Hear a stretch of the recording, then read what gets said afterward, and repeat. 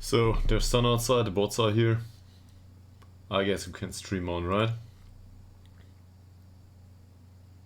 Also, apparently the notification bot works on the Discord server that I configured. I have no idea about this stuff, so yeah, so far. So anyway, yeah, that works. There's nobody on that server but me for now, though. So, in case you wanna get a notification on Discord, I guess we can slap that in here. You can join the community server with 0 people on it so far. Anyway, we lost the last game against Delcourt. Yeah, that can happen, but the way we lost it, I don't like it at all. So for next match, we will go with the formation we had, the mentality we had, and a player base that did work well so far. And then we'll see where it brings us. Whatever we can achieve. Yeah. I think we talked to the players already though. After the last game. Might want to look into it though. So let's do that.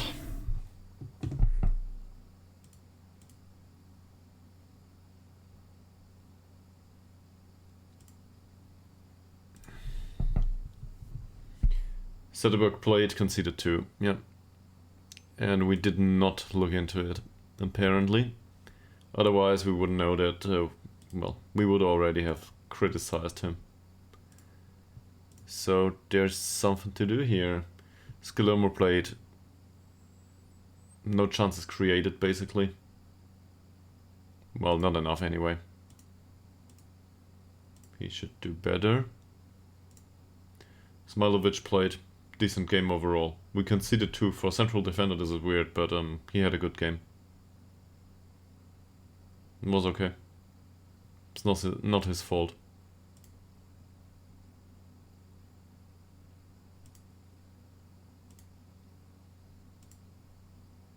Speedy Boy is injured. Well, there was one came on, didn't create many chances. I don't know if this will work though.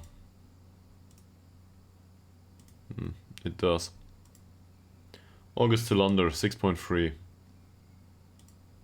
Why, August? Why?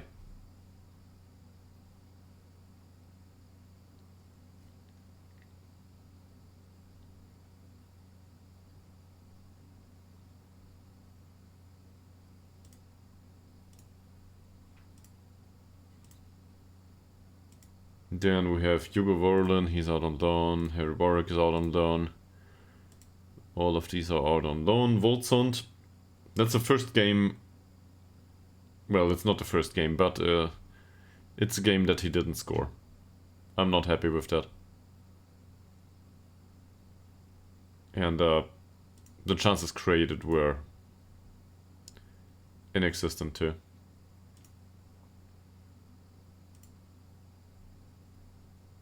Conduct has been good though.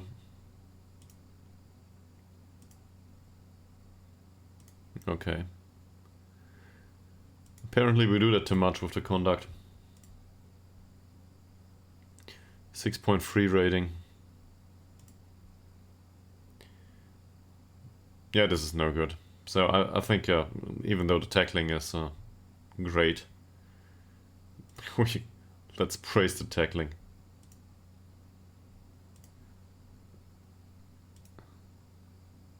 Jonas Andersson. No chances created. That's it. Heading was fine. Passing was fine. Yeah. I would say the lack of creativity is a bit concerning. Considering the role in the squad that is. But I guess what do I expect from a 28-year-old that comes without any further potential as far as we're aware. He's on loan. He's on loan. No, he's not on loan. He's with us, but he didn't play. He came on in minute 81. Oh, he's out on loan, yeah, sure. Augustsson. He's with FC Kude. Berg didn't play.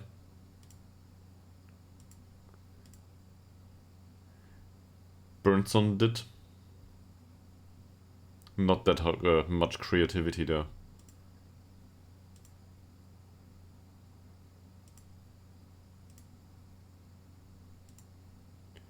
Boldegard Blom had no good game. No tackles to speak of.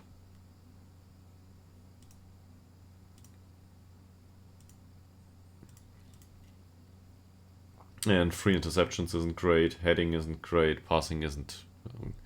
I guess passing is okay-ish, but it could be better.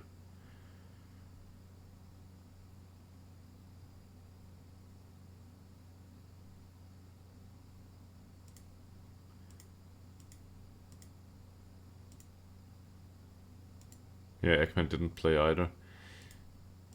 We will probably see that in a second with Melander. So, Nila Forsell had a good game. Nice tackle-1 ratio. Also the assist. Passing is okay. It's good. Overall, that's good.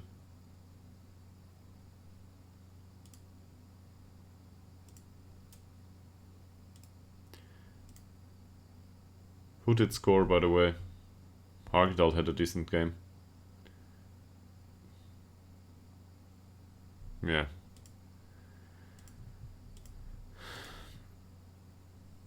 This feels like it got lost in the second half. Well, I guess in the fourth quarter.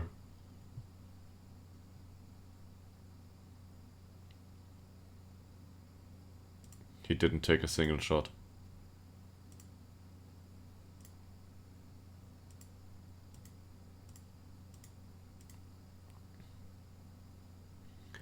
Nathan Lowe scored. Okay. So that makes it 9 now, if I'm not mistaken. 9 goals in the league. Apparently it's 11.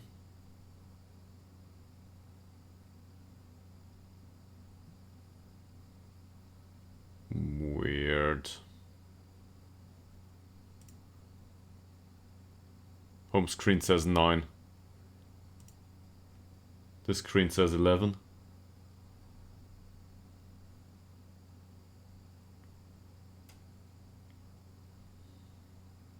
If 11 with friendlies. Okay, cool. Thank you very much for providing this entirely useless information. Anyway, he scored. Scoring is always good. It might have been a penalty though, I'm not sure. Melander. Melander is who I'm most disappointed with at this point. I think Ekman shows that one can play the role as a regista, even without physical superiority. But apparently Ekman just has much better decision making or something, I don't know. In fact, we might compare this for a second. So I'm entirely aware that Ekman is the better passer, but this cannot be the difference.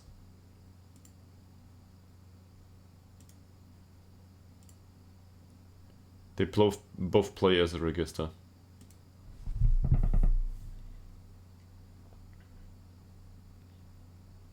Yeah, Malte Ekman is the better passer. Melander can take penalties, great. Malte Ekman has better anticipation, better decision making, better composure. Not that much flair. He lacks the teamwork and the vision. One might argue he also has better positioning, if only by 2 points. So the argument can be made that anticipation, composure, decision making, and the positioning serve him well in his semi-defensive role. I guess that's part of it, maybe. Who knows? Oh.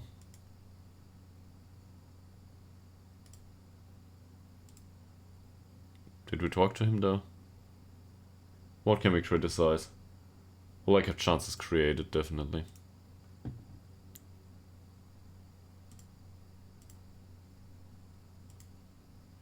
With Morgan, same.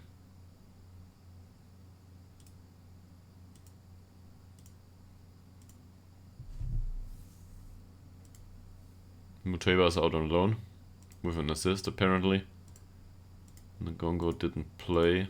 Good for him. And then we're back with Zetterberg. I think this is where we started, right? Yes. Okay. 10 minutes. And all we did was talk to the players about last match and give some official warnings.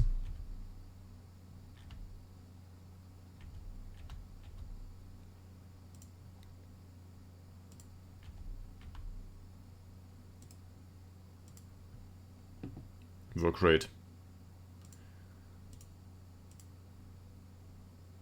And with Baltigard Blom too. I guess this is work rate only. Sure.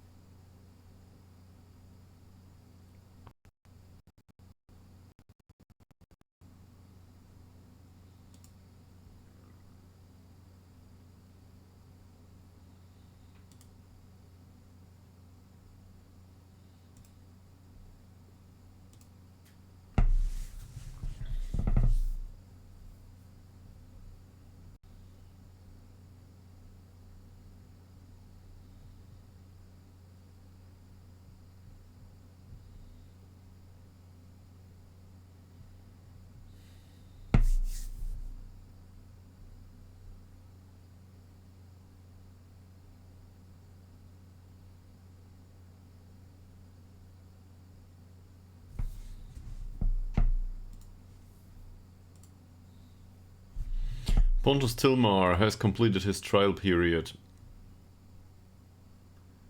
Yeah, well.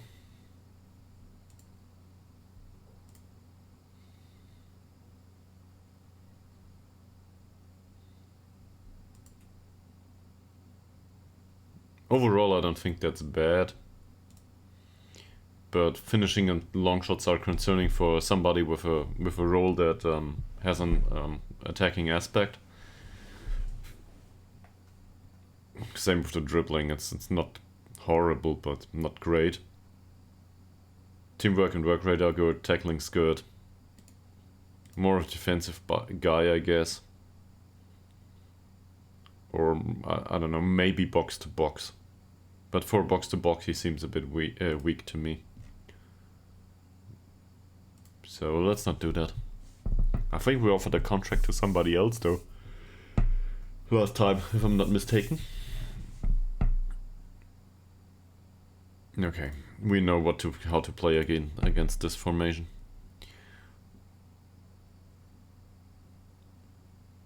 So what was it going on about transfers? Yeah, exactly. Benjamin Riomo. We offered a rather, for our level, rather expensive contract to him. As I feel like this guy, whilst also lacking long shots and finishing, I think he has what it takes to be a regista going forward. And we need somebody else besides Melander and Ekman to play there. Which reminds me of the mentoring units. So Melander will probably... Yeah, they are risky passers right now. Ooh. By the way, this is dangerous. Why the hell did he learn to shoot from distance? Nobody taught him. Did we? No, we didn't. So, the risky passer group can probably be removed at this point. And we'd rather open up a playmaker group going forward.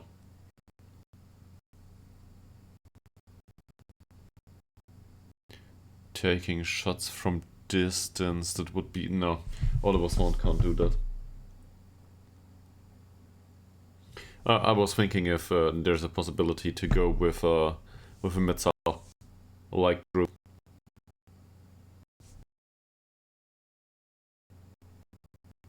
But apparently that's not.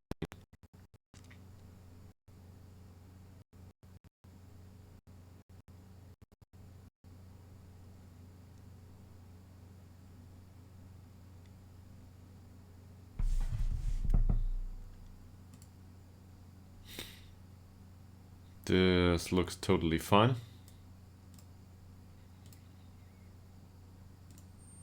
same as this, by the way.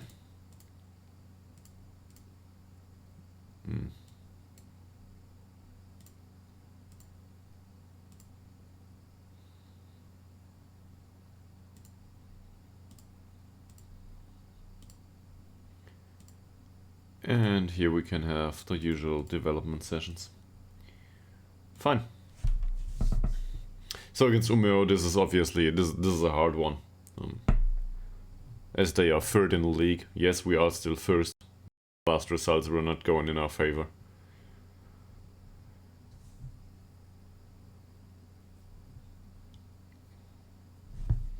So we will need to win this game. This is, I wouldn't say a 6-pointer just yet, but it's close. If we want to push for promotion, we cannot have them up with us. So we gotta keep the distance or improve the distance here. Yeah, and I think, yeah, we can pretty much agree upon that. 26 points will not suffice, and the current form now will not suffice either. If we can back to the winning, that's okay. But if we can't, we might drop down in mid-table going forward.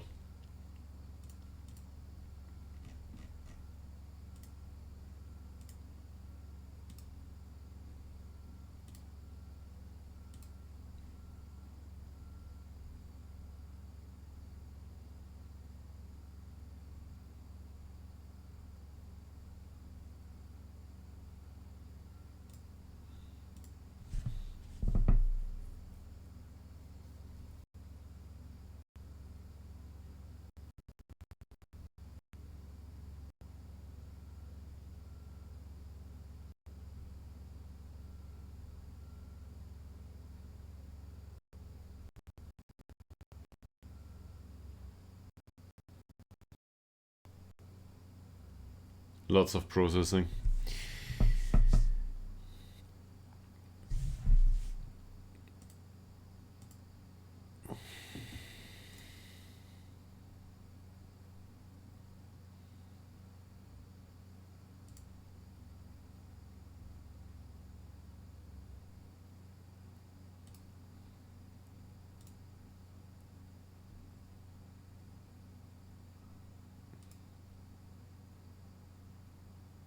Oh. That's interesting.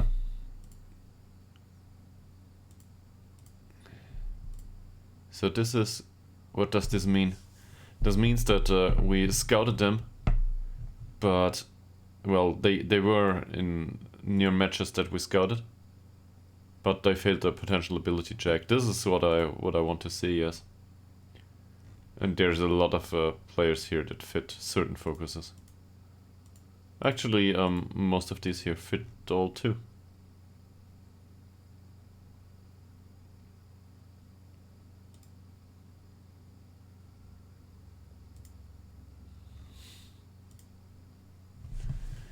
Maybe at some point we should just look for players that have very specific attributes, like personality be fairly professional or resolute or professional or model citizen and so on and so forth, and stuff like this. And then with a decent current ability and decent potential, especially decent potential. Current ability I don't care much about in that kind of setup.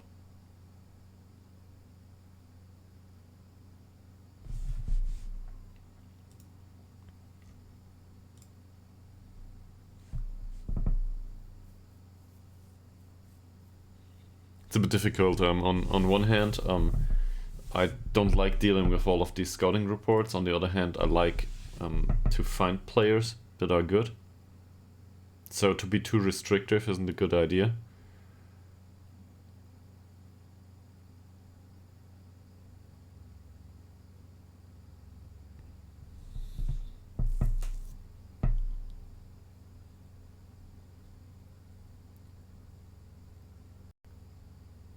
But if we could report to players with decent personalities, that would be help, I guess. Or of some help. Because lots of these players are just like, okay, this guy's unambitious, I don't care. I don't want him, no matter the potential. I don't care if he's 17 and his current ability is good enough. I don't want him in my team.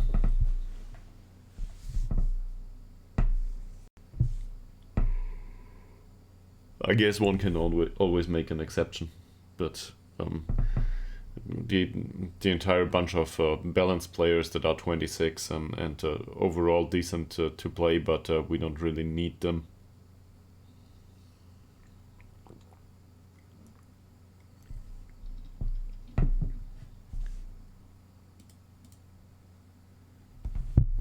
Ole Pettersson is 17 now, that's great. Also very determined at this point. What happened to him? He's got 4 years left on his contract now. Wow. He's pacey though.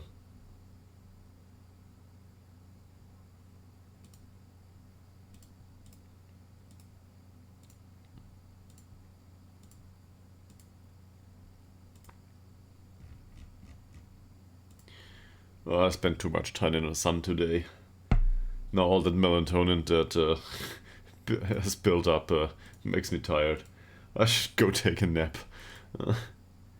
So, here's Benjamin Riamo.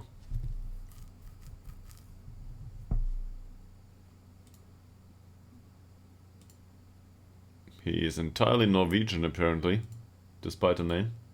I don't know if this is a typical Norwegian name, I don't think so. And he will be emergency backup for us, which is wonderful. So he can go straight into the playmaker group now.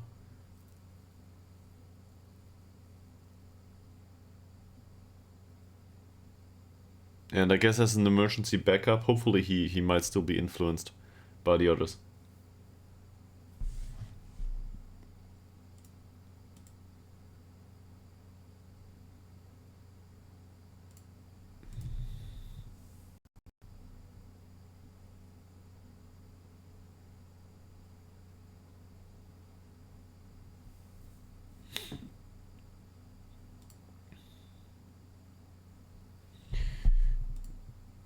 Alright, there we are. So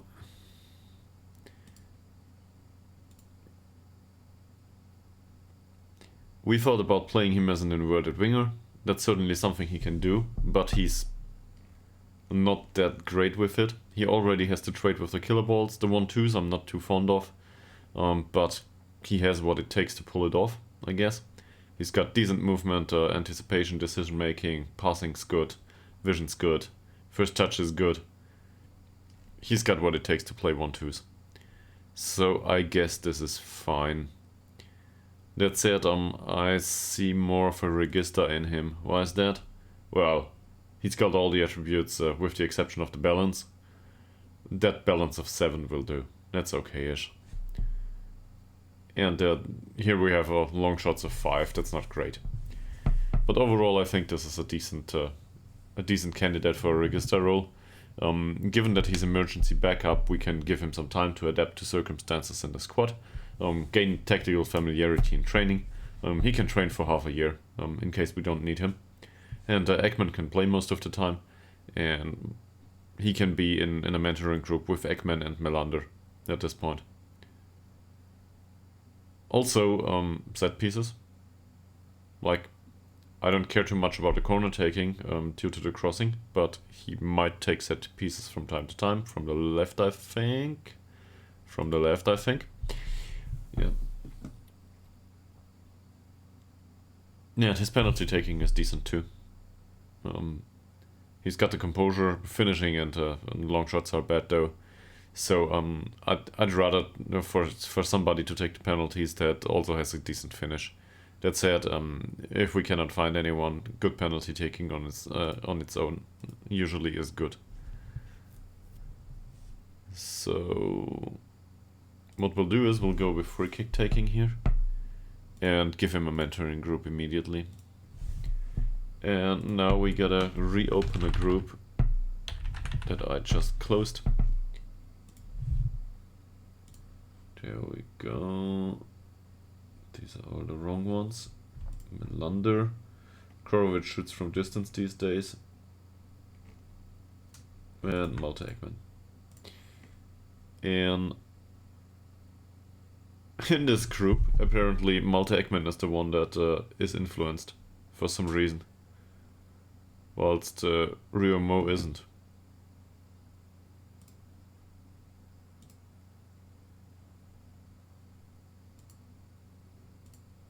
I will not complain.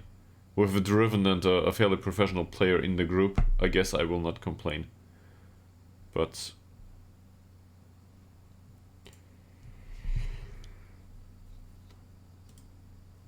it's entirely unexpected to me for Malte Ekman not to be the one to influence the others.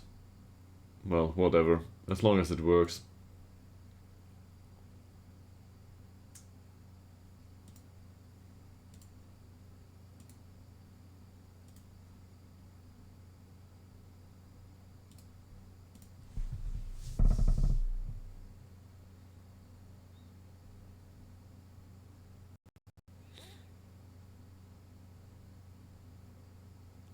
So Umeå play with 3 in the back and 2 wingbacks.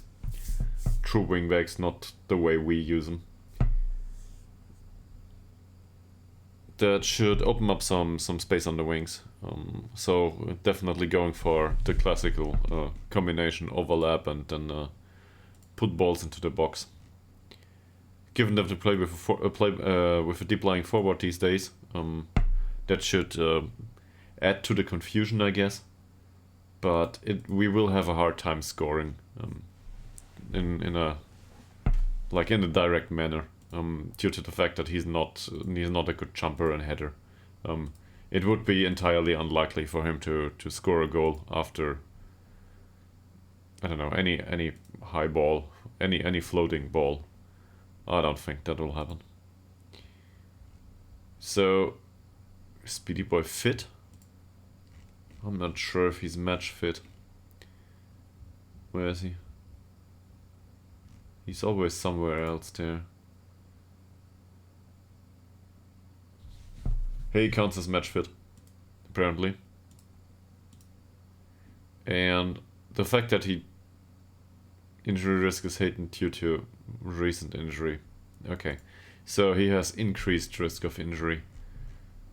We might still want to go with August Tillander and give him another game, even though his last game was bad. Central defenders weren't that bad. Well, they were, but the fact that we rotated Multigard Blom in, this is what didn't work out. We've said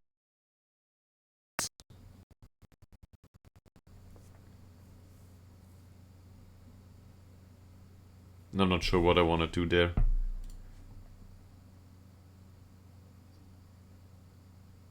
I guess one thing that's important to me is to give this guy some time on the pitch at some point. Yeah, he's still there's still tactical familiarity level deficits. I think he can get those simply due to training though. What did we sign him for? Is he emergency backup? He's backup. He's backup just like everybody else, I guess, in the goalkeeping department. Yeah.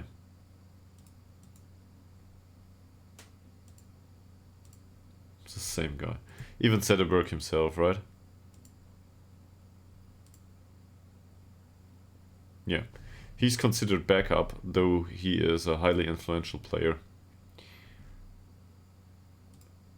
Coleman and Nilsson are both youngsters, and Anton Berg is probably a youngster too. Yeah. If he plays like one game every 2 seasons, he'll be happy, more or less. And if he sparks controversy, who cares?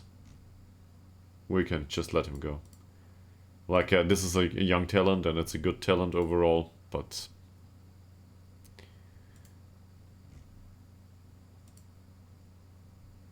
I don't see him on the pitch on a regular basis, for now at least.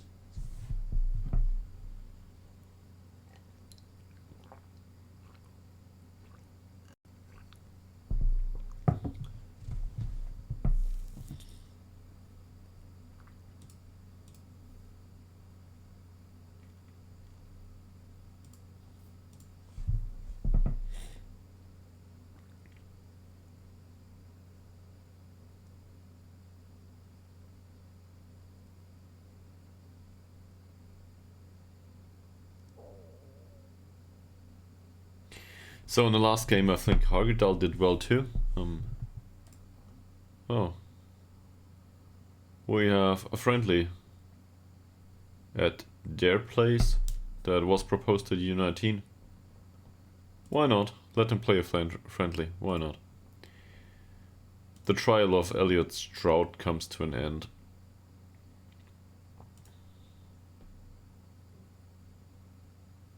This is a question that I'm unhappy to answer.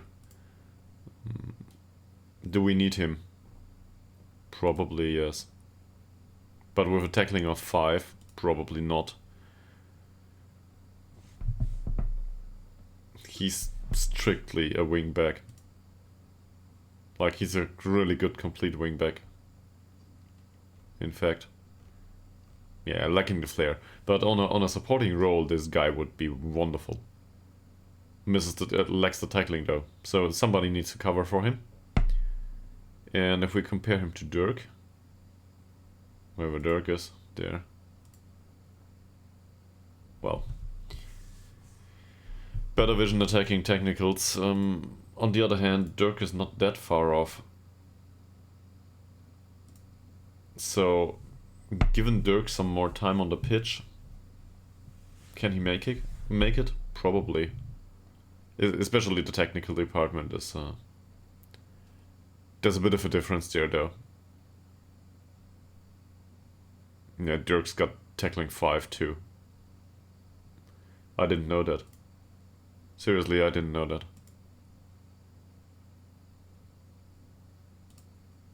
Better personality, though.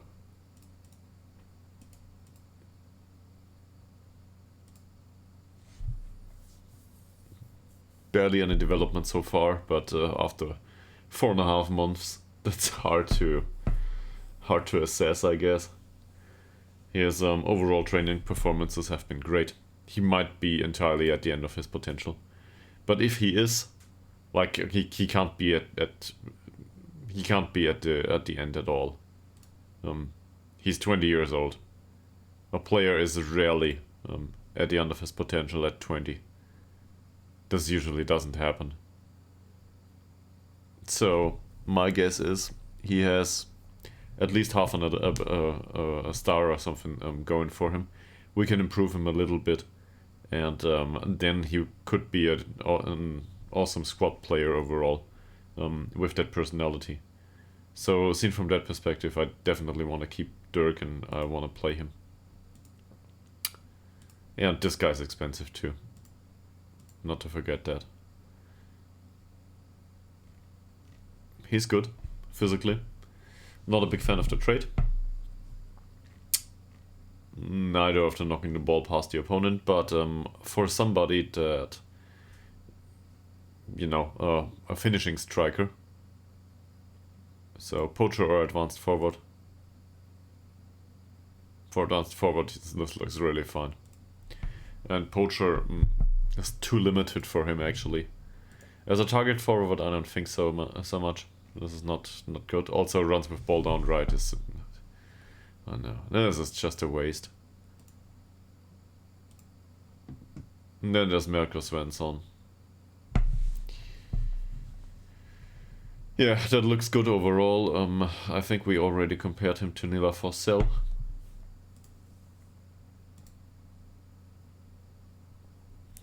So, Mirko Svensson is better on the physical side, faster, better vision. But Nila Forsell looks like a bit of a more rounded player, I guess. Nilafosel could do with some additional competence in defending though. Same with Svensson. And in vision.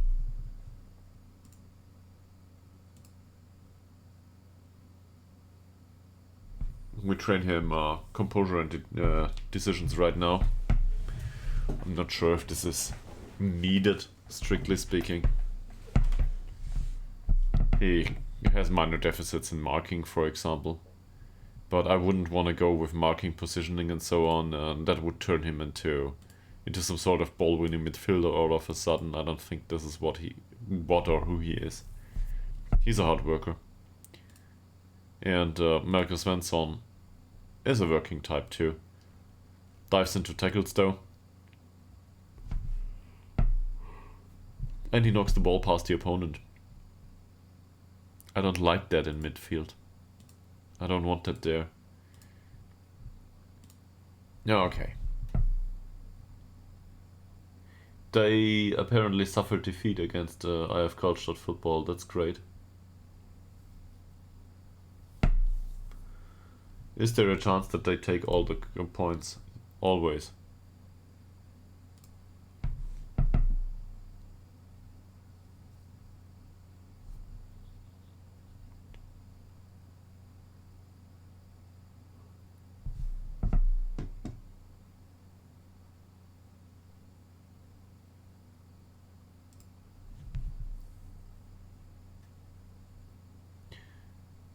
Luke Collins plays well.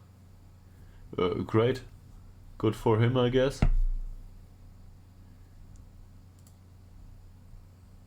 To be honest, I was wondering who that is. But yeah, sure.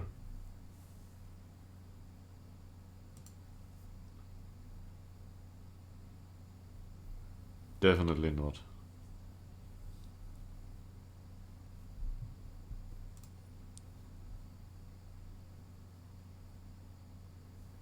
He is the very definition of an emergency backup. I don't think so. Seriously. This is, whilst we signed him as an emergency backup, he is not the very definition of it.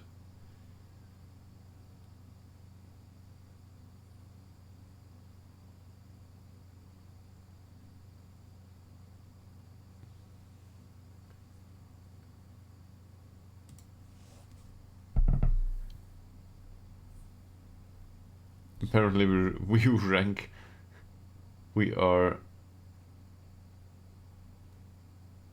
I don't know, possession stats are not shown here.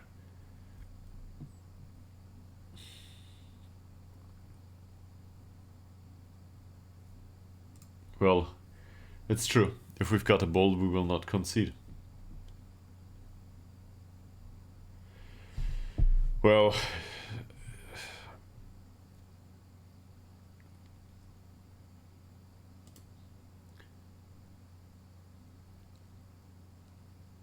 Ottawa's 1 can be, low can be 2.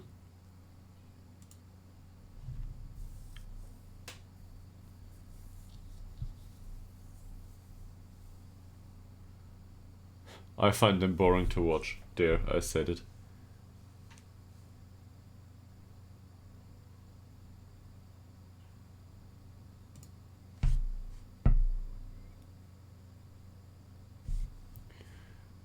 I do not have any worries. We are better. Dear God, we're better is always a nice way to put it.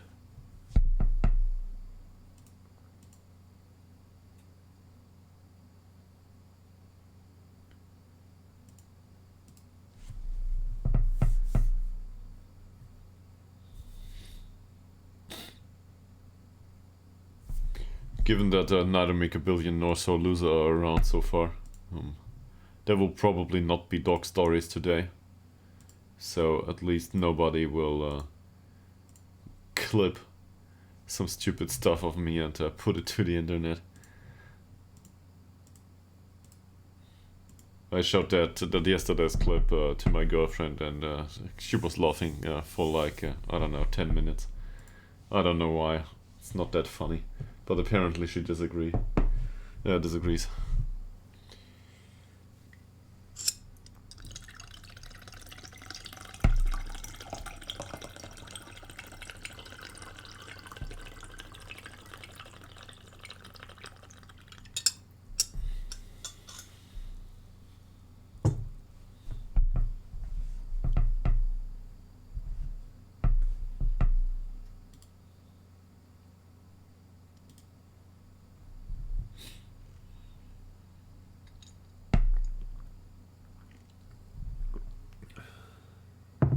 Okay. How has training been this week? Ngongo definitely needs to go onto the pitch with this performance. He's completely sharp, perfect morale, entirely match fit, perfect training. This is all we could wish for in a player. Well, we could wish for better attributes, but seriously, all we could wish for in a player right now. I guess better attributes and better hidden attributes. But with that kind of... his pace increased. Of all the things, his pace. He's already a damn pacey guy. I guess this is positive development. Finally we see some. That's not fair, till underdeveloped too. Okay, next. Ostrom. I played you last time, I will not play you again. I don't think this is viable, he needs to improve first. And to be fair, I didn't play him last time. I played him the time before. But to be fair, for 53 minutes he played the passing machine on the pitch. He didn't contribute much otherwise. But it speaks for him that he's capable of playing a good passer. With a passing of 4. I don't know how he does that. With 4 points of passing.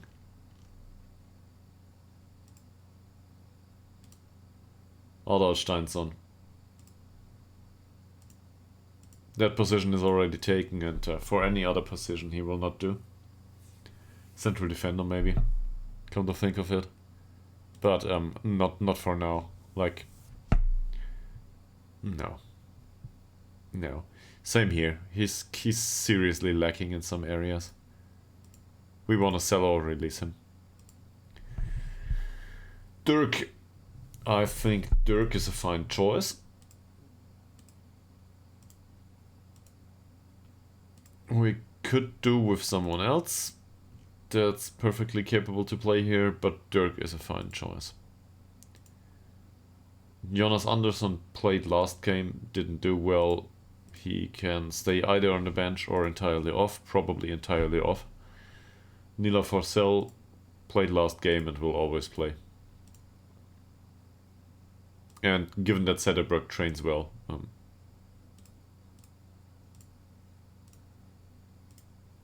for some reason, now he can have his place on the pitch too. So who was that for Forsell? Always Nila Forsell.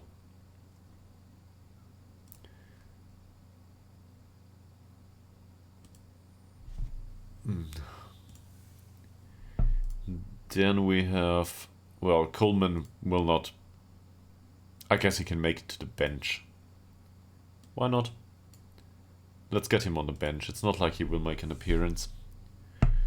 Burnson, Rigby, Smilovic. First, let's praise all 3 of them.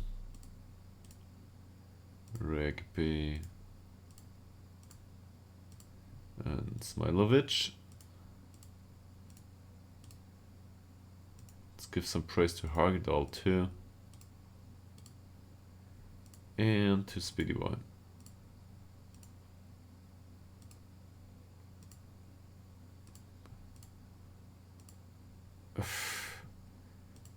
What about Hellstrom's morale again?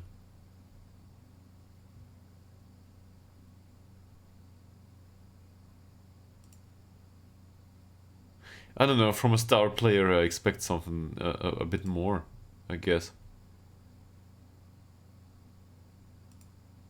He's regular starter. Only. No problem though, he can start this game. Smilovic can start too, and we will put Ytterhogdals on the bench, cause he deserves it. To be in the squad, that is.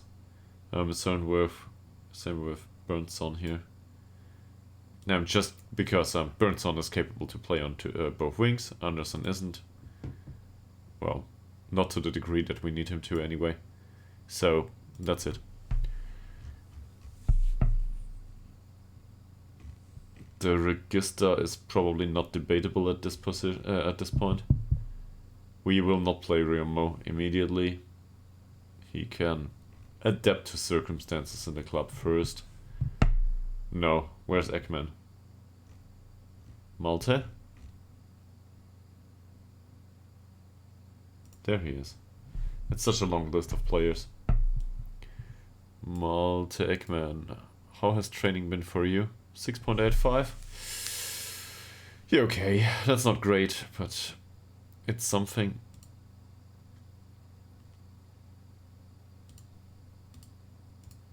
He's been with the club for a long time at this point. Since 22. 5 years. If only his teamwork would improve. But I guess that's for later. And within these 5 years, he came from youngster to pretty much regular, if not important player. In not in the football manager internal sense, but he's important for us, I think. Oliver Swan versus Lowe. Who gets the place on the pitch? Oliver Swan didn't do that great. How's Lowe? If I can find him, that is. Wow, okay. Lowe scored. Let's give him time on the pitch. He deserves that. Oliver Swan, as usual, can come on as a... I think Oliver Swan on the bench is a fine choice. He might not like it, but for me this is good. Oliver Swan can play at least 2 positions here. He can...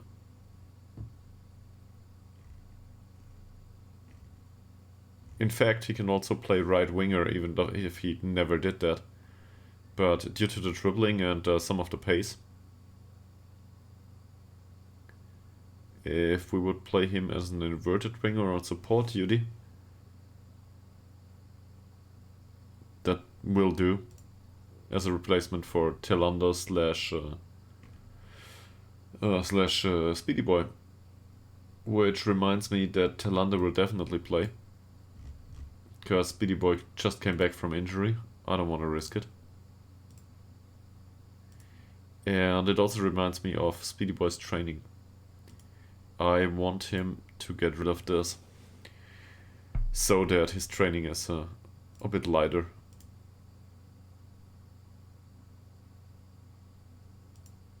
Because he's got high susceptibility to injury overall. That's something that... no, we should do it another way. In fact, this goes with the topic of the training video. We should not give him... So we can give him the corner taking training, not a problem. But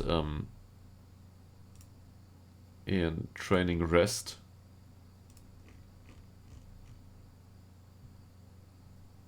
with Speedy Boy,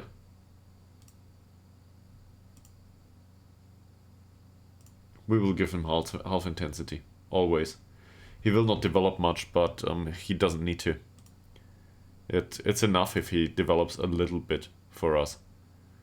So if somebody comes and offers some money for him, that's okay. But it's not our goal to develop him into, I don't know, a rocket. He's halfway there. And we cannot afford for him to get hurt persistently. In fact, that's something that we should look through here. Is there anyone else? Is there anyone else besides Speedy Boy that is highly susceptible to injury? Above average doesn't count for me. But once it reaches high, they are unlikely to develop into anything.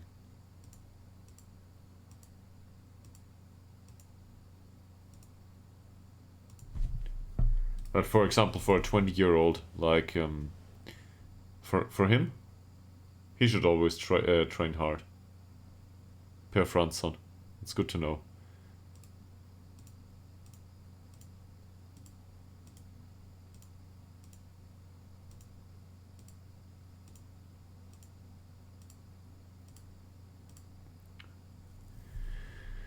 Per Fransson and Noah Nilsson.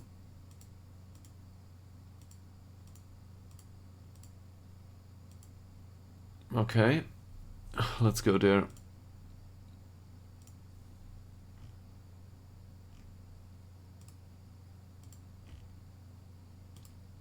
Noah Nilsson can always be on double intensity. And Per Fransson. If I can find him, that is. If I can find him. I must be blind.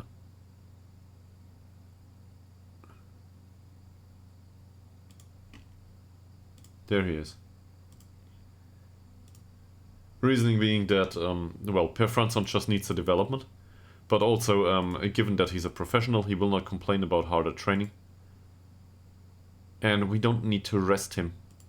We don't need to be careful with him. He's got very low susceptibility to injury. And his natural fitness is 16. And he's a pro.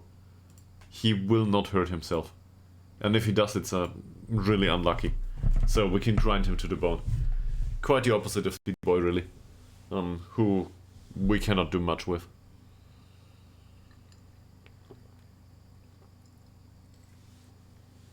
Alright, so far it has been a slow stream anyway. I'll go for a bathroom break and we'll go into the game after I return. Might take me a few minutes. I also need to get in the dirty. No, the laundry is no longer dirty. The laundry that's out on the balcony. So, a few minutes it is.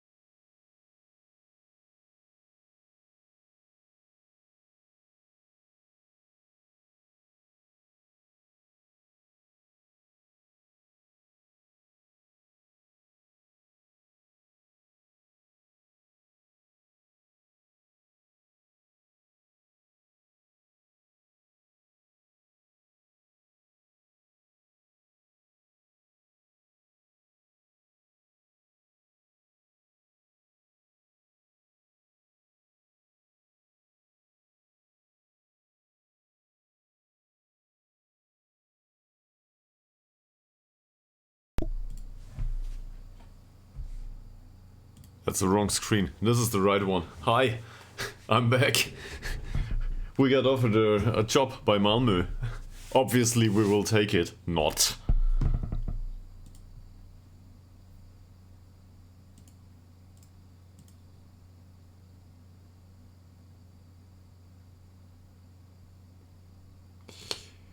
Okay, so we will not take this. We are happy with our little valley and the club here. Hopefully not another valley on the result side though. But I'm happy with it. And yeah, we were picking the team, right? I remember we were picking the team. Were we done? Pretty much, yes. Rest of the team picks itself.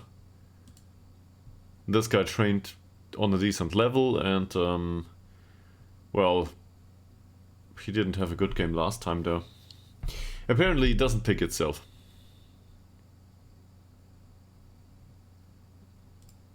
He gets his official warning and hopefully he can make good on his potential.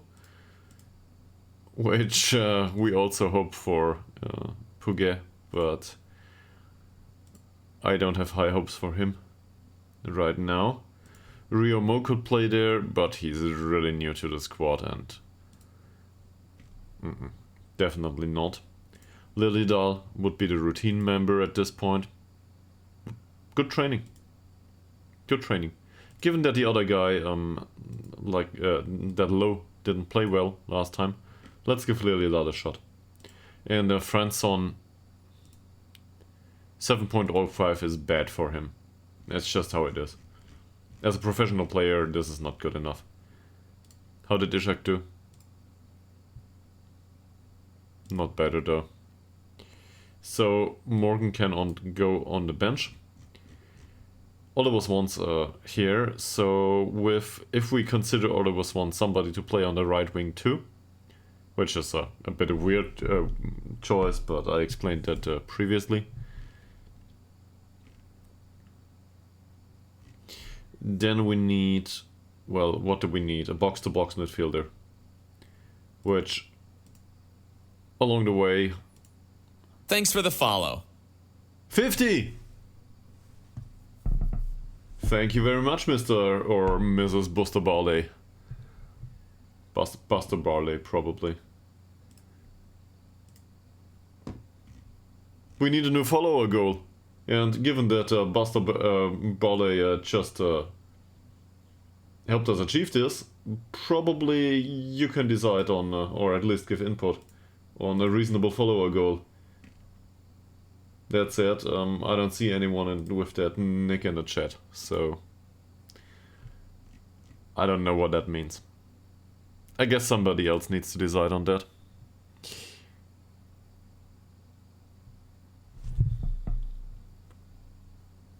Thanks for the follow. I know that one. Thank you very much. Okay, who do we have here? Well, I was just thinking about Hellberg or Ostrom. Now, Hellberg's got really good flexibility. But the end of the line is near for him. At least as a footballer and in a footballer curious context. And then there's Gustav Ostrom. He trains really well. The youngster. Are we willing to give youngsters, like the really bad kind, more of a chance on the pitch? Might as well bring Korovic along in that case. That's not that fair, but it is what it is. Did somebody train really well? Yeah, Ostrom. I already know. Okay, so Ostrom can come with us.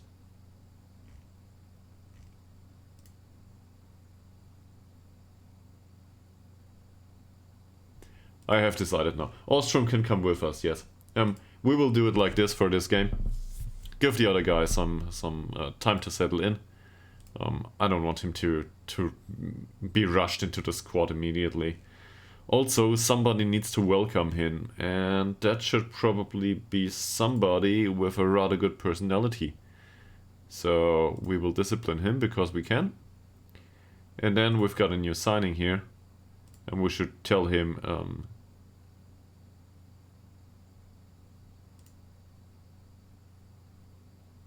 hopefully I can help him out. Yeah, hopefully.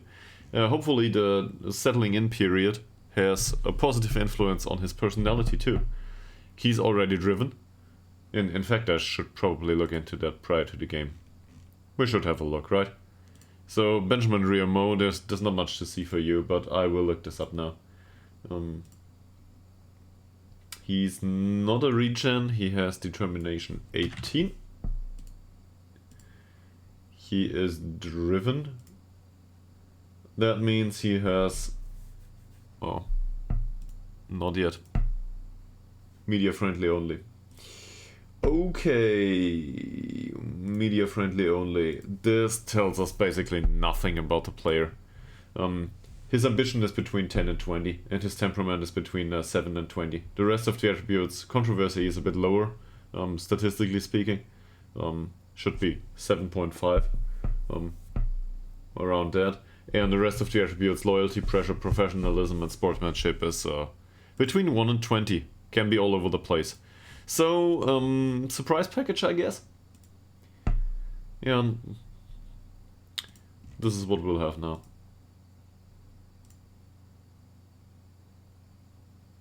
Great. Last but not least, why is there no scouting here?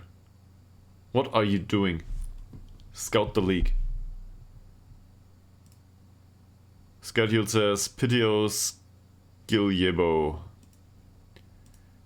Piteo, that's that one, and Skiljebo, where are you? I've never played Skiljebo, I think. At least not that I can remember. There's nothing to be done here, so he will overlap.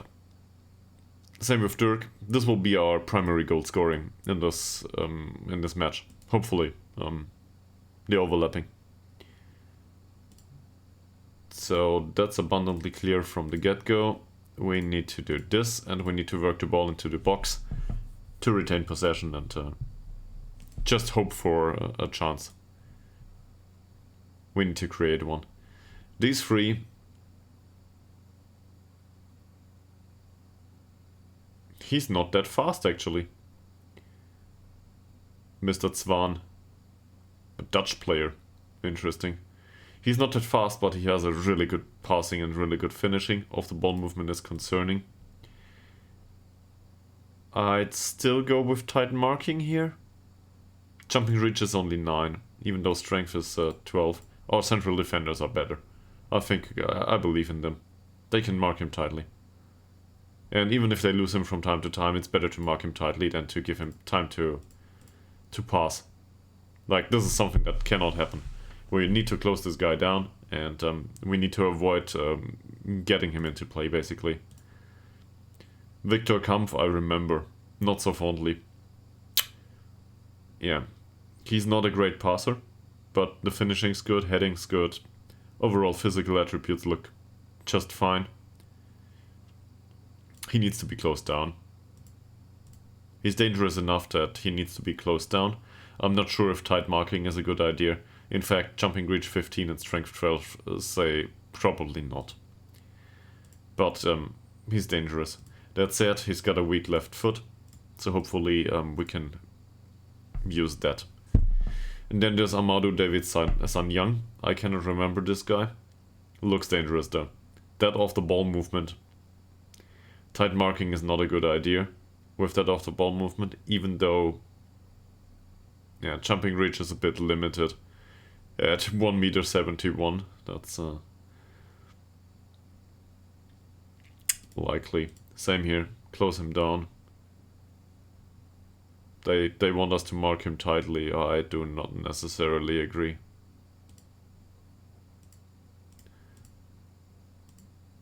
I mean, I guess. We can try both.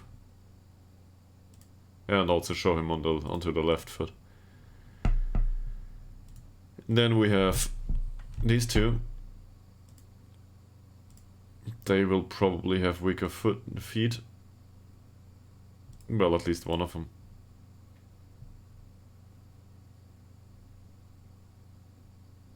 Yeah, let's show him to the weaker foot anyway.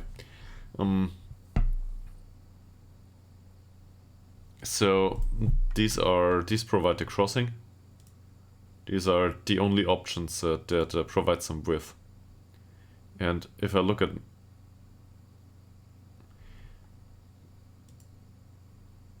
They're good. Like, overall they can provide decent crosses. This is a problem. They are also fast enough, both of them. Fast enough, decent crossing, decent off-the-ball movement. These are strictly wingbacks. And that long throw taking here by a 32-year-old, wow. Also, acceleration and pace are still up to a certain standard here. So, this is good. What we can do, though, is Marklund is on the left side. So, that means Tillander needs to mark Marklund. If I can find him, that is.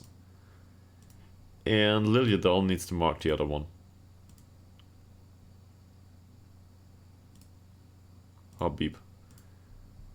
Tillander is not a strong guy, quite the opposite. Ytterhogdals is not a strong guy, quite the opposite. So we will not tackle hard here, or do anything else that might be considered stupid. But now these two have a marker. Not a good one, but somebody will try to find to get them. And then there's David Ekman. Decent passing, vision's not so great. Overall, he looks like a defensive choice, but strength is a bit lacking. And there's this guy, and this suits us just fine. I think, at least. He's got decent passing. But we can probably mark him out of the game, or at least try, with Nila Fossel. Whilst Ekman against a Low can probably get past this guy from time to time. And to close him down is probably not a bad idea. His composure is a bit lacking. His vision is lacking. So let's trigger the press on him. And ignore the central defenders, obviously. Well, whilst there are perfectly capable players like this one in here, Hansson.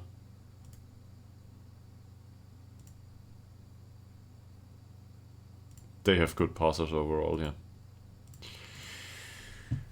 So much for ignoring them. Anyway, for Cell, can you please... I think dribbling less and shooting less often is good for him. Crossing less often anyway. And we were thinking about Bonsu for him. Where is Bonsu? Here is Bonsu. And for Low, the other defensive midfielder, David Ekman. So that pushes them up high on the pitch, where we do our defending anyway.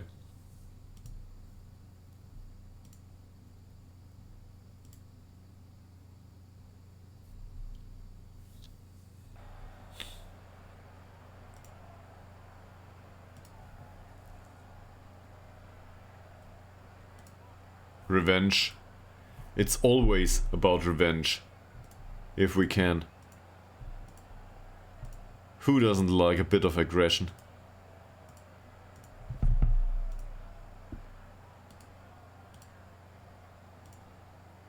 Get out there.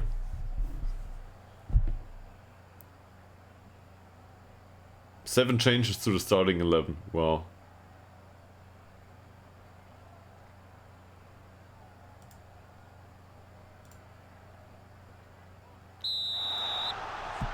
And apparently Mr. Hellström is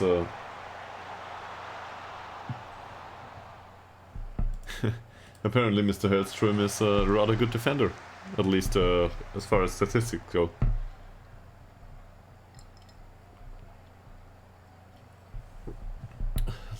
nearly got the ball there. Well defended by Ytterhogdals.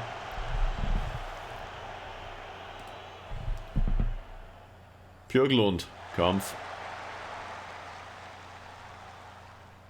Björklund, Bonsu. Oh, that's dangerous. Habib, Kampf. It's 3.5 minutes into the game, 4. And we already concede. And I'm not even sure what happened. That ball, Smilovic didn't run with his responsibility, I guess. And then this cross by Habib for Kampf was undefendable at this point. Nobody closed him down.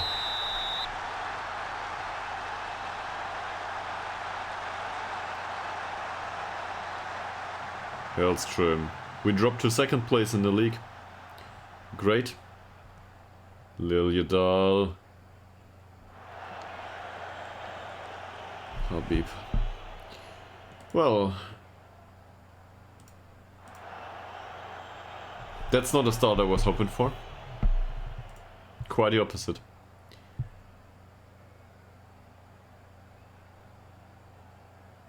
Nice one. Tillander.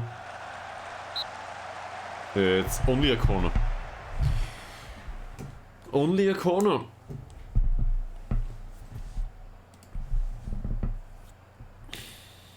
Taken by Tillander.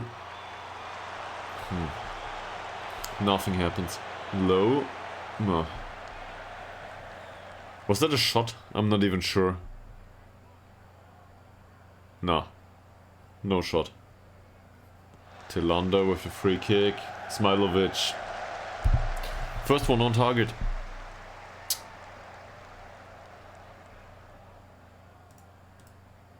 Looks like they brought a keeper along though. Smilovic. Ekman. Well done. Wolzund. Low. Forsell. Oh, Nila Forsell. That was the best chance of the game here. I realized that we are 1 behind, but that was the best chance of the game so far. Dirk, Forsell loses the ball.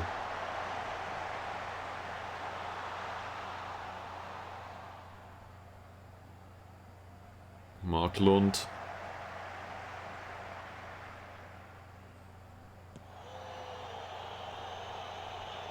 So far so good. Hansson. Marklund. Hansson. Ekman. Kampf. That should be offside if I'm not mistaken. Yes, it is.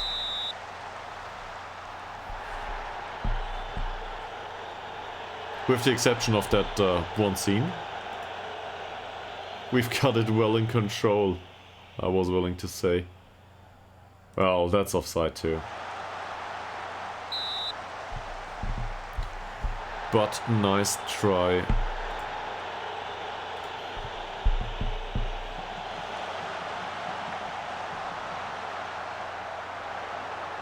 We gave away another shot. Again after a throw in. Oh. Can't hit the wall here. Doesn't look good so far. Habib with the corner. Sederberg's got it.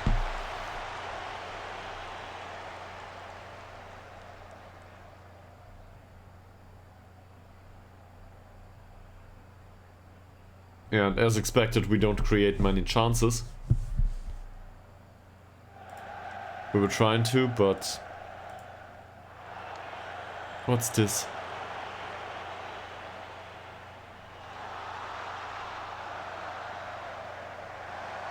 They push up really high though. Like really, really high. Low. Hellström. Top of the crossbar.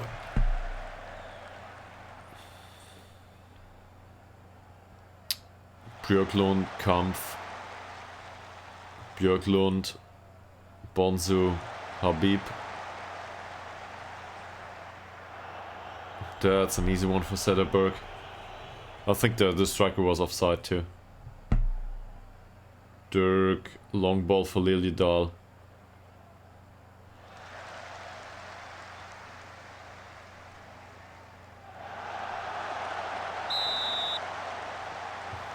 Okay, was offside.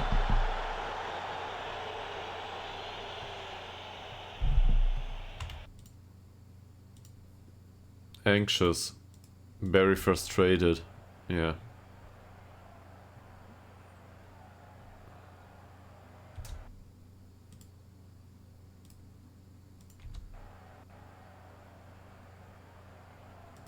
Smailovic got a yellow card. Habib well intercepted by Wolfsund. Yeah, it's 6 against 4. Tillander, August Tillander, and Bob Jörg got that ball. So the counter instruction that works, especially after opponents' corners or free kicks. Sometimes we intercept the ball and go for a counter. That works. That corner came to nothing though.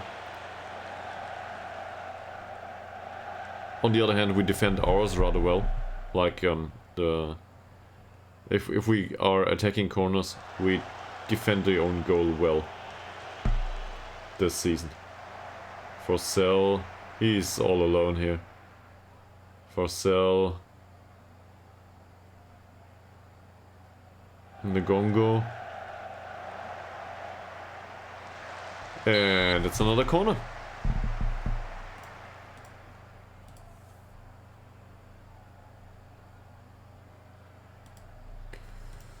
August Tillander with the corner. Hellström. Second attempt.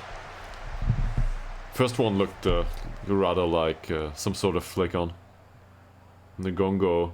Oh, come on. Seriously.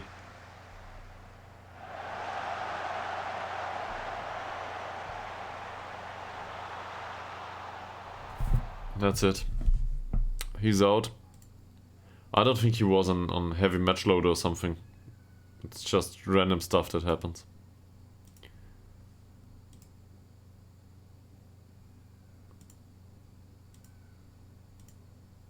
Can we confirm this?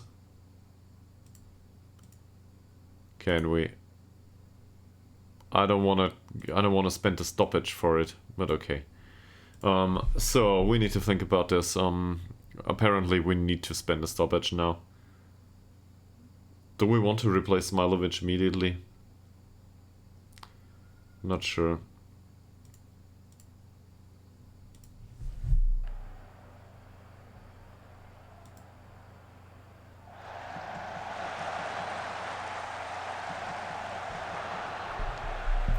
We give away too many chances. Seriously. That will not do.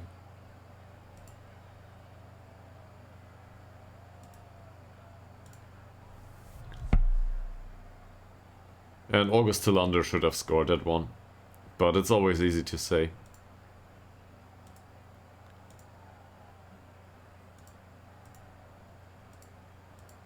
Is there anyone with a rating above 6.7? None of them. The entire squad needs to do better. This is the same team that demolished 4 opponents or 5. Without conceding any, by the way. Tillander, offside. I don't know what got into them. We will demand more now. Hopefully the pressure is not too high. Smilovic, Bernson.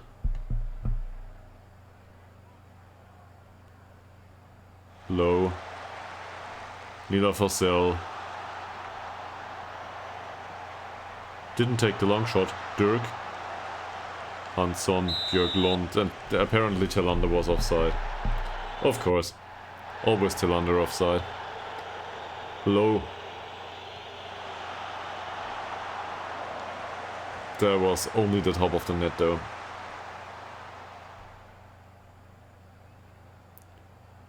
Ekman, Bonsu. That shouldn't be a problem for Smilovic. Burnson, low. Burnson again. Runs with the ball down the right. Tillander. August Tillander. Malte Ekman, low. Smilovic. Burnson.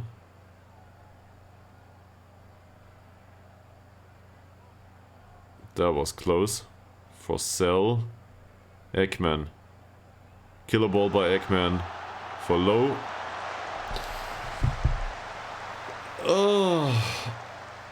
Well, if we don't score once we create, I don't know what to do.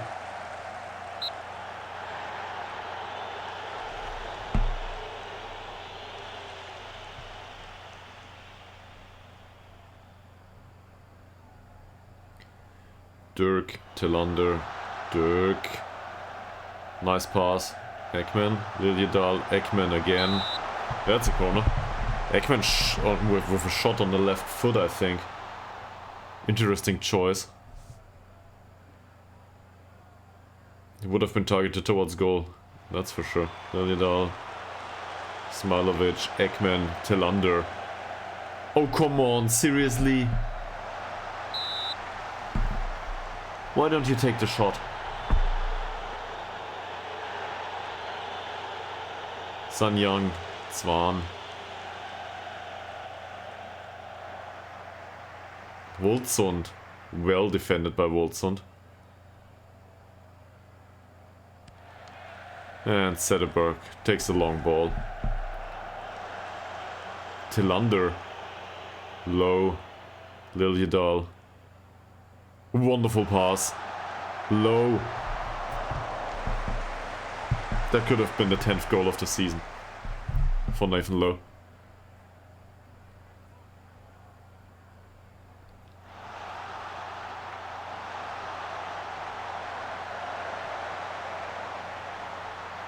Hanson, Marklund, Burnson. Good tackle. So, Tillander doesn't do well today. He's on a 6.2 rating. We will do what I anticipated might be necessary. For Smilovic on the other hand, I don't fear too much that he will get thrown off. Hopefully I'm right about that. And then there's also the Liljedahl situation. So he can come off. That leaves us with one more break for substitutes. I don't want to bring Hogdal on, I don't want to bring Hellberg, and I don't think Ostrom needs to make an appearance at this point.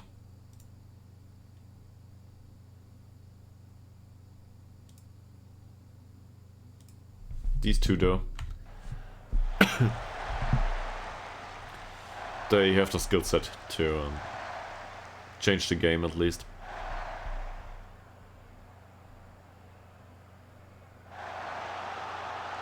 We lose a little of pace though, with Swan for Tillander. I think we win it on the other side. Morgan should be a bit faster than Liljedahl. Liljedahl overall is not a pacey guy. Bonsu, Kampf. That guy's hard to defend. Son Young again. Sederberg, Smilovic. I didn't expect that. We do not concede here. This was a great chance. This guy's off the ball movement is really concerning. Sun Young's, there it is. And Kampf has the physical attributes. As well as, I guess, the passing and the vision to find the own player. It's a good choice by them to play them like this.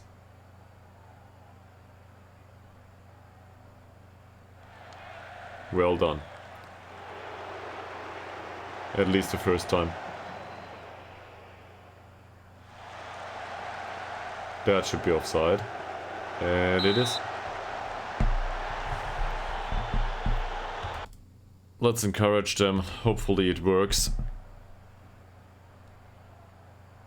Multi-Eggman with a free kick from deep. Oh! Interesting. For Cell. Eggman. Burnson. Come on, Burnson. Don't do stuff like this. This is better. This is his primary function on the team. Hands on. Another corner. Corners are a thing, right? Let's go. Oliver Swan taking the corner.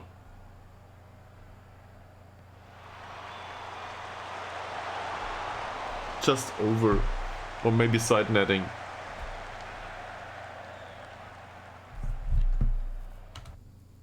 We do not deserve to lose this.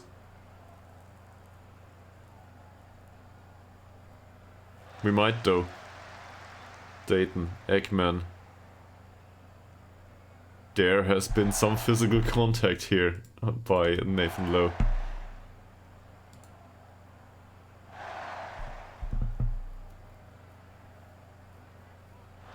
Dirk, well intercepted. By the way, really well done. Sederberg, Dirk.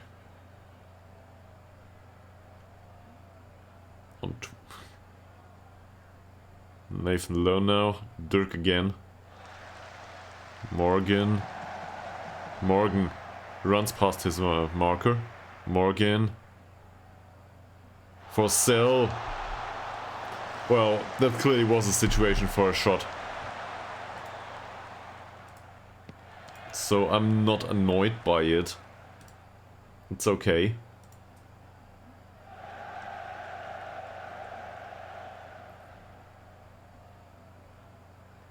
Oh. Dangerous passing by Dirk. Sederberg, Eggman, Smilovic, Burnson.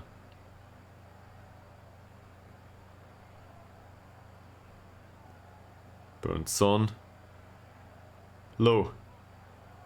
For Cell. Eggman. There's acres of space out on the left wing. Yeah, exactly. Dirk. Crossing option.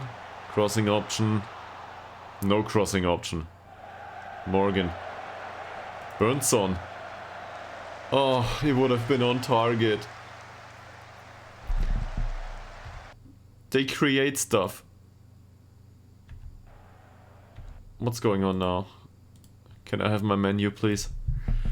So, let's bring Hellberg on for Forsell.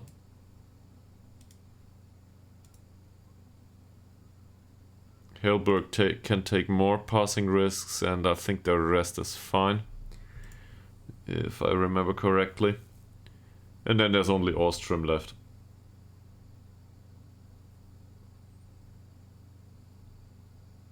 In offense. That said, Smilovic is tired, so let's do that.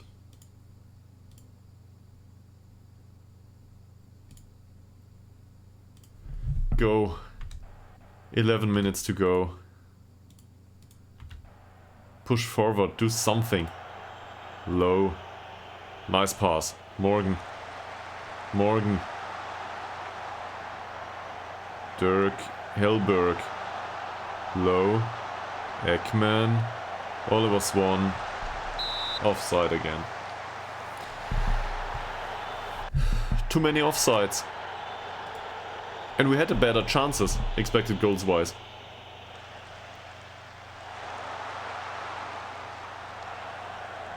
That's really bad defending. Eggman. Oh, come on. Don't do that to me.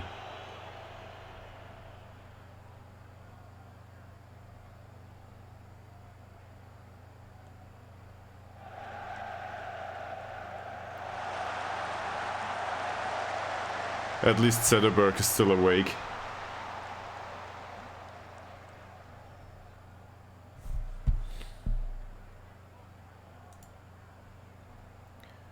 Morgan against 2 is not a fair duel. Bonzu. We should probably remove the time wasting at this point, by the way. And shoot on sight. Maybe even increase the tempo a little bit. Can we push up even higher? Yeah, we can.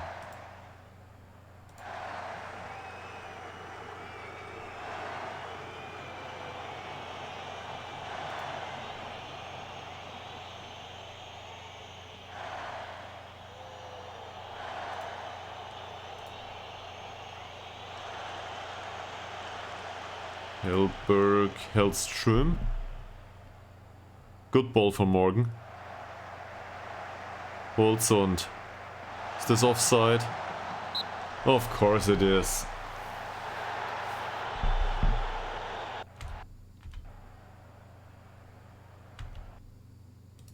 There's nothing we can do right in this match.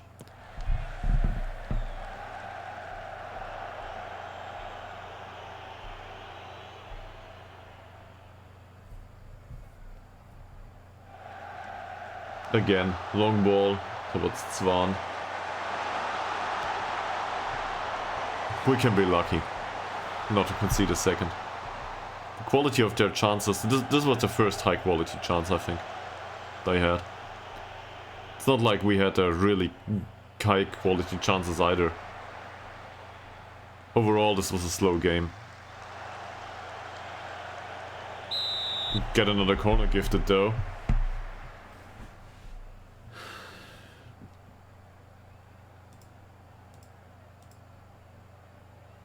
Hilberg will take the corner.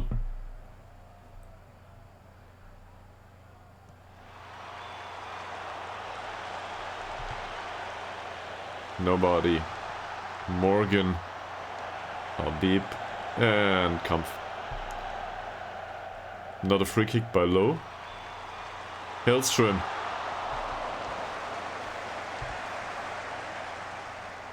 "14 shots.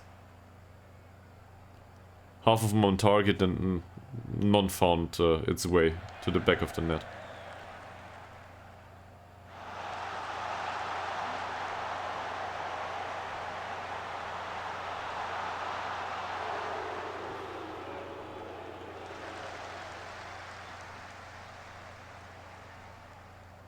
Maybe it was a mistake to...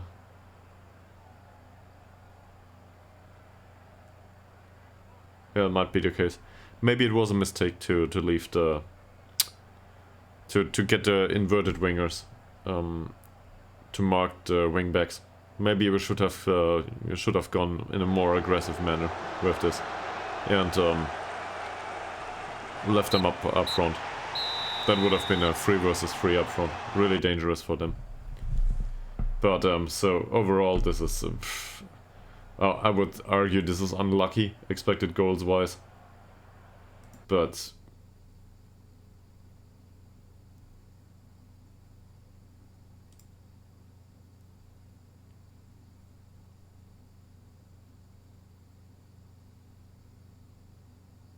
I'm not very happy with the performance though.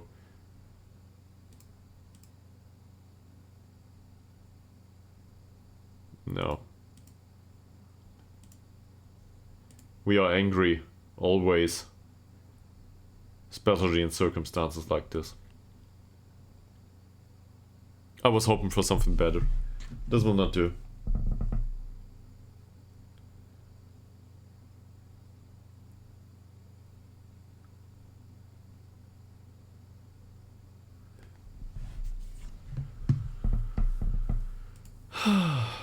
Now we've dropped to second place in the league.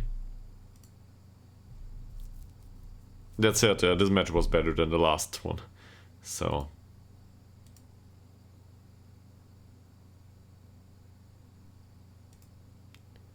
Somebody wants to sign Hellberg? Great. Oh no! Isla Ngongo is... Gisla Ngongo is out for 4 to 5 weeks. I will not inject him with somebody.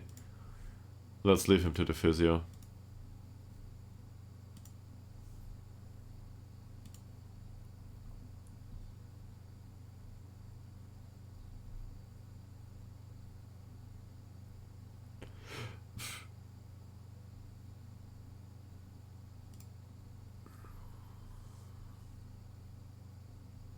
Why did I decline the invitation?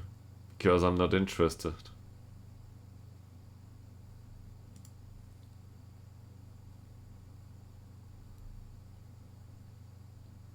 Yeah, but it's not so much about being on the top of the league. It's to me, it's about the run and what it implies. Because this results in a drop in morale and on an individual as well as a squad basis.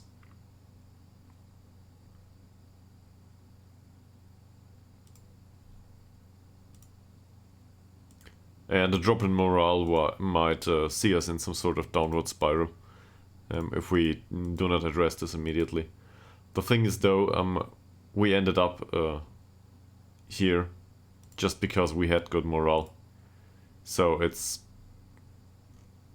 I guess, a self-fulfilling prophecy that now that morale has ceded to be that high, or I don't know what came first, to be honest. Is it the chicken or the egg? I don't know.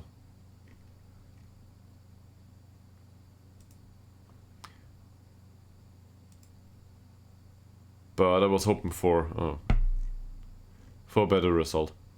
We did concede one goal. There's that. It was only one, not like 5. It was one goal. And the players overall had a bad performance, but they created chances. If in another game they would have scored one and it would have been a draw, and that would have been a fair result too, or the other way around, really. We were also a bit lucky with the results where we hammered the opponents in previous episodes. Still disappointing, though. Still disappointing.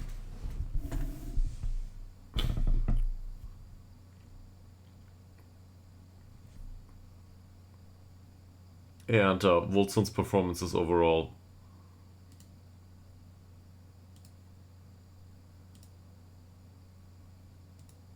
He's unlikely to improve, yeah. I don't want him to improve. I just want him to be to bring his undoubted power to the pitch.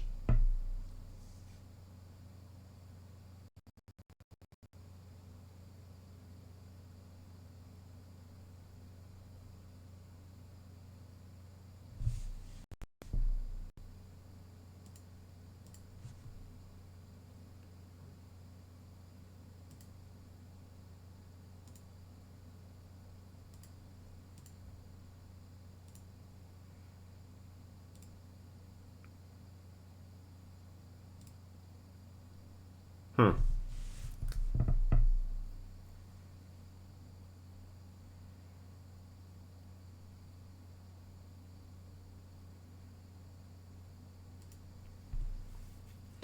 If we look at the overall match momentum, this doesn't necessarily say that we needed to lose this. We had a lot, really, we had a lot of good moments here.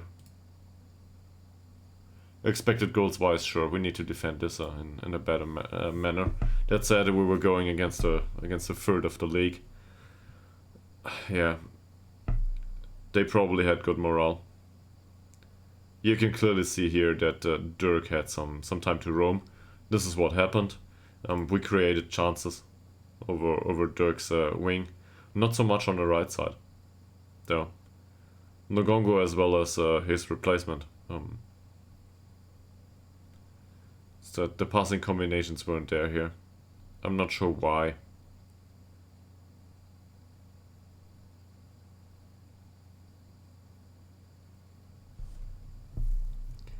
The deep playing forward also dropped deep, like really deep on average.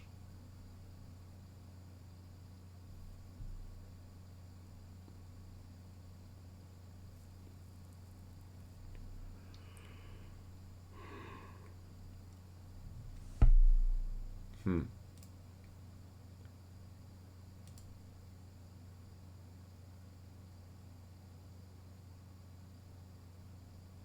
Nine attempts, 4 with the feet, 5 with the head.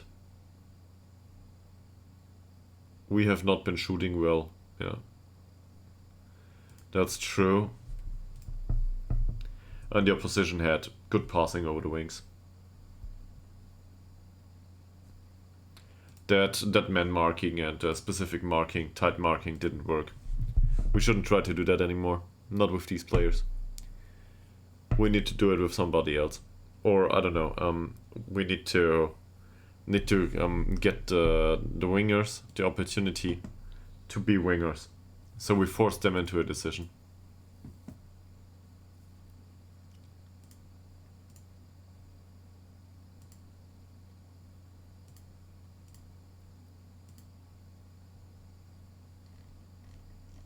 He dives into tackles. I am not interested, thank you very much. Also, he's got a new contract, so I'm not interested twice.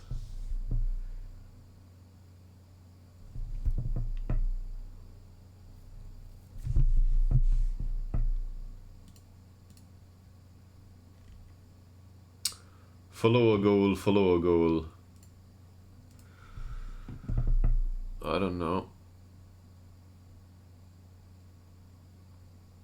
Youth team played like the senior team apparently. This is all not good. None of it is any good. So we play Pythia next time. Let's have a look into their squad. This is not a scouting report. Dear Football Manager, what's going on? Seriously?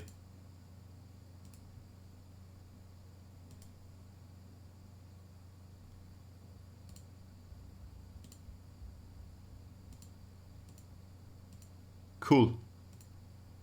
Let's hope this fixes itself. No fixture data to display. Team report. No analysts. Oh. What the hell? Did they not play or what happened? They played against Luleå. Apparently our scout didn't do anything.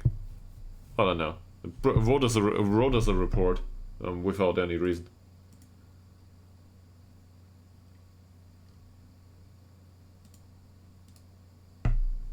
Good.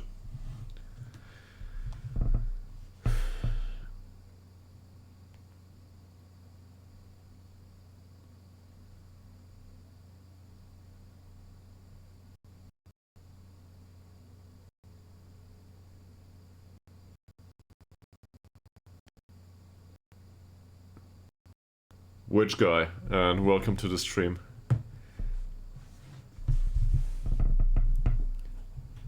Like me or somebody else?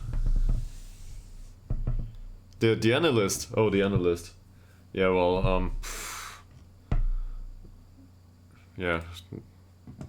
Yeah, there's a story to this though, that I didn't tell you yet. We had a scout. We had a scout that had really good. So a scout's got attributes. You probably don't know that, so I'll show you. This is like the important attributes for scouting, right? Adaptability is so they can adapt to different circumstances in different countries and so on and so forth. And then core attributes are judging player ability and judging player potential. We had a scout that had really good player ability scouting and really good player potential scouting, but he had no scouting knowledge whatsoever.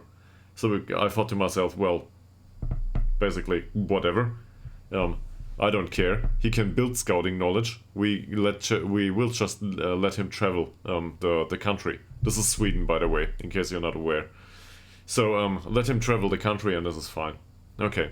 So he goes out and travels the country, and we foot the bill. Quite literally, we had decent scouting costs. He definitely took a trip or two. And no, he didn't. He didn't get lost in the Scandinavian woods. I think we paid for the hotels, like every single one of them, but he did not create a single scouting report.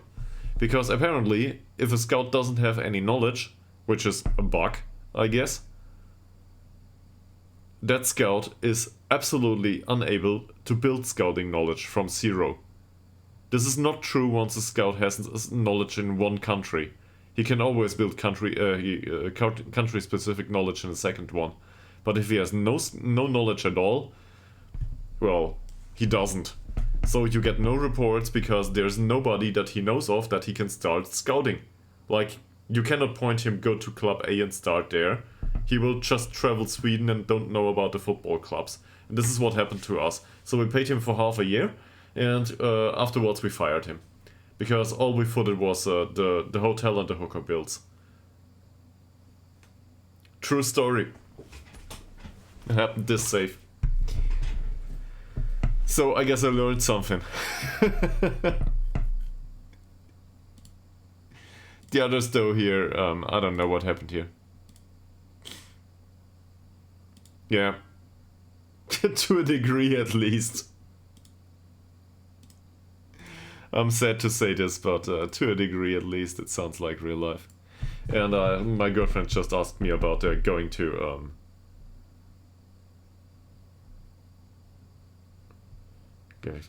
shopping for furniture or stuff.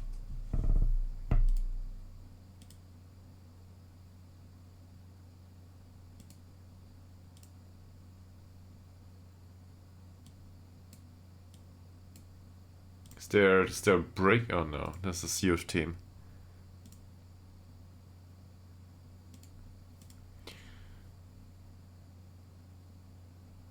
Yeah. Well, to be fair, I thought we could teach him. So this is. I realized that this sounds like a comparison to real life, but I don't think this is the way it works. It's just a bug. Usually everyone has scouting knowledge somewhere. So to find somebody that has no scouting knowledge whatsoever and is still available as a staff member, that doesn't happen. I don't care about the meetings. I will not go to meetings, just like in real life. I will not go to meetings. Well, in real life I usually go to meetings. But my experience in real life says most meetings could be an email too. That or 10 minutes long. If everybody concentrated on the important aspects of it and stopped talking, I don't know, about all the absurd stuff left and right.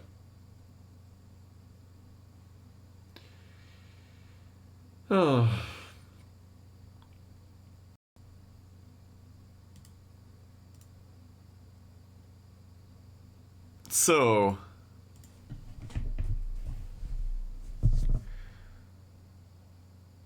Piteo apparently won the last match. I don't know how they play. I don't know about the result. It might be that they changed the manager. Maybe that happened. Stuff like this happens. Then maybe the analyst was unable to foot a report or to file a report because there's no manager that he can report on. Something like this.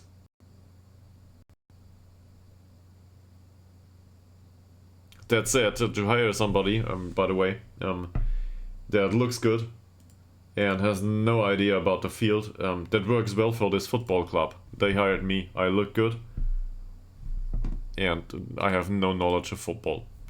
Works out fine so far. So, I guess it can work.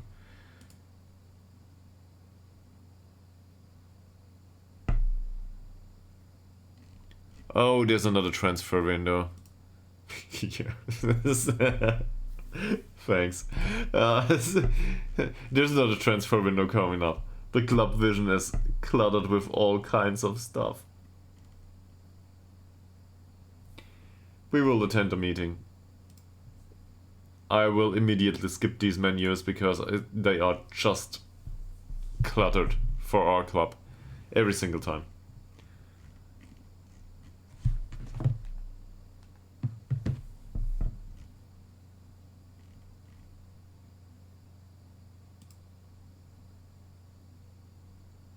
Don't care. Okay. I don't think we need to improve the squad really at this point. Let's look into finance, by the way. So we've been on an everlasting decline. so far. We didn't sell any players. We might not sell any players going forward. But if a cup game comes around, we can do this for another season. That said, we need to, I guess, stabilize club finance too. This is like okay-ish. We can afford that for now, but not on a sustained basis. That, or I don't know, I guess we need to sell players. But there's no transfer interest in any of our players so far, which is a bit absurd actually. We play really well throughout the season so far. When does transfer window open though? Can we see this in here somewhere? Apparently not. When's the time for the transfer window? Recruitment. There was a recruitment meeting today and a recruitment review meeting will be whatever. Okay, so we will bring in 3 guys at 15th. That's next month, in a month. This guy's for the youth. Great, great. Let me look it up here. We bring in Daryl Marley. He's a very young goalkeeper. And we bring in Rafael Sivinsky. He's unambitious but has a good skill set overall. So I guess more youngster options / in-depth options.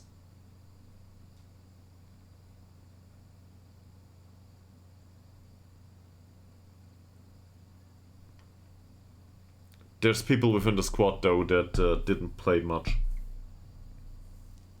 They need to go out on loan or need to get sold. And there's a lot of loan players that need to get sold too. Like this guy. Let's offer him out immediately. Frederick Berggren. He's 19 now. Contract's running out. He's got good personality, that is. Good personality. Positioning's fine, mentals are okay-ish, composure's lacking. But overall he's too weak. Like also on the strength side, but a lot of these attributes are concerning. I don't think he'll ever make an appearance for us. So he can go. Maybe we can make him some money on him. We have definitely enough options on the right wing back position. Khalili is fine, but we don't need him back. He can go. If we can get a sell-on clause or something, that's fine. Wickberg asked to leave anyway, because he was, he was under the impression that he might get replaced. He was right. We replaced him after he started complaining. So, he can go. Muteba will go at the end of the season. He will go at the end of the season if we don't sell him. So this is the last transfer window where we can make some money on him. I don't know. He would be worth more. So this kind of stuff needs to be avoided in the future.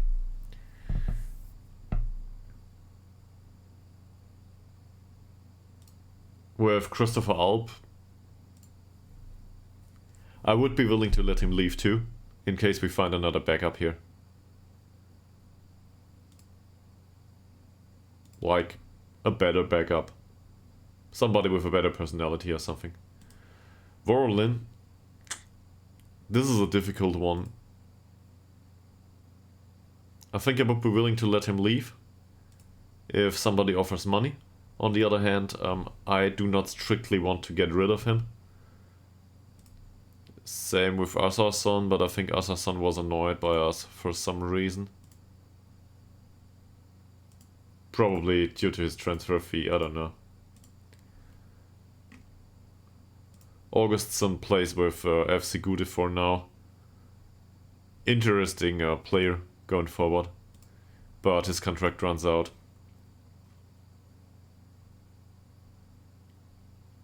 And the proneness to injury is what tells me that we will not do this.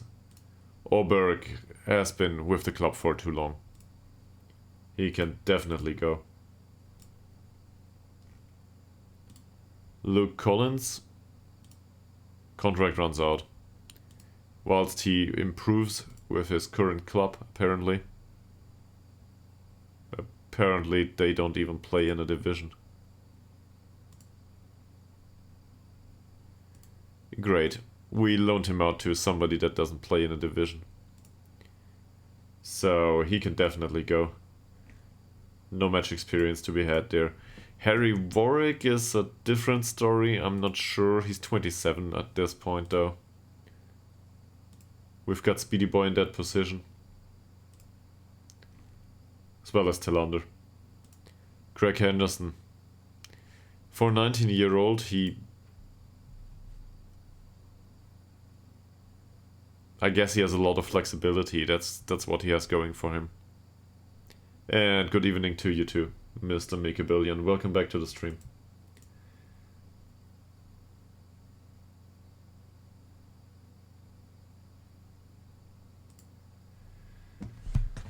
Huh.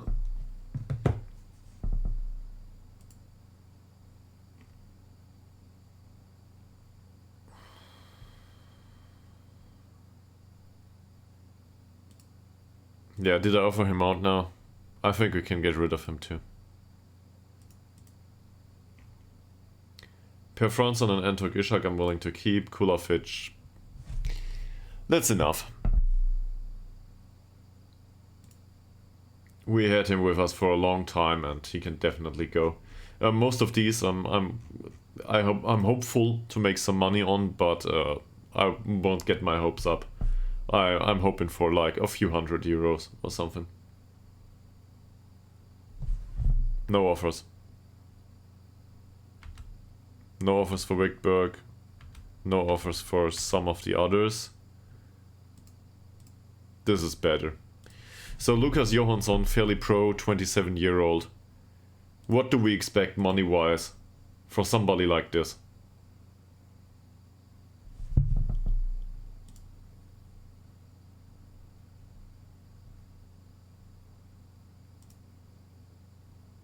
Any suggestions? His market value is exactly 0. Well, this is the price tag we gave him. Not a good performer for them. They still want to buy him.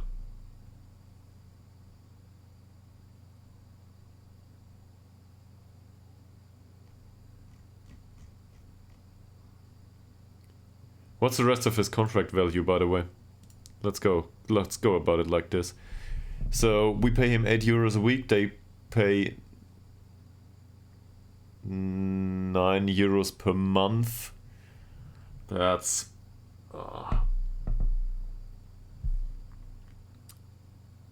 so this is €400 a year, if I'm not mistaken. Yeah, sure. Approximately €400 a year. So for half a year, this would mean €200 plus the play monthly fee, let's say 250. 250 is what they owe us. So I want 300 for him. And a sell-on clause, and maybe a friendly. Something like this.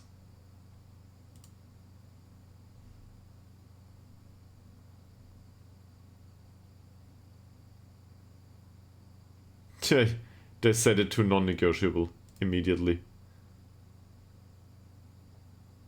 So this means that we lose out on money, right? Yes, I will let him go. But not for... When will this go through? 22nd of June. This is in 7 days. No, this is the deadline. Sorry. 15th of July, that's it, that's the start of the transfer window. No, we will lose out on money. They pay money for him. So definitely not. Even if it's just 5 euros. Definitely not. And the same probably with this guy. They pay 5 euros a month for him. Yeah, that's not big money.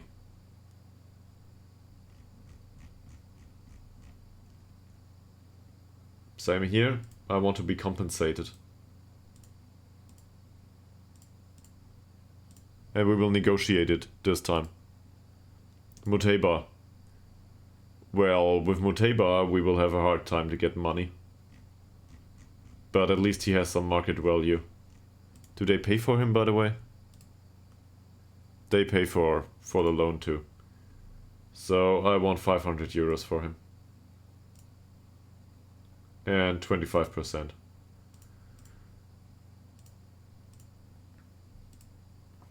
Azarson. Similar. 250 or 300 maybe. We will not get much money out of these players. It's not like they're top notch. This is the best of the rest, basically. Auberg. If we can get any money for Auberg, I will be surprised.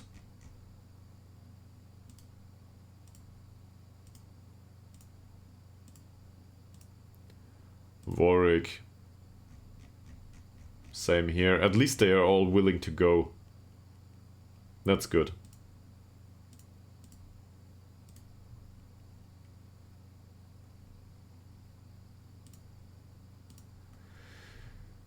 Greg Henderson, this is a good transfer if we can pull it off.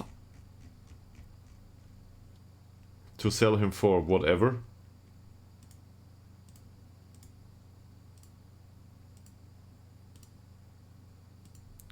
And same with Kulafich. He's a striker though, so let's be greedy. And if you follow the stream for a while, you know at this point that this is... I never go as low as this with players. I just want to get rid of them.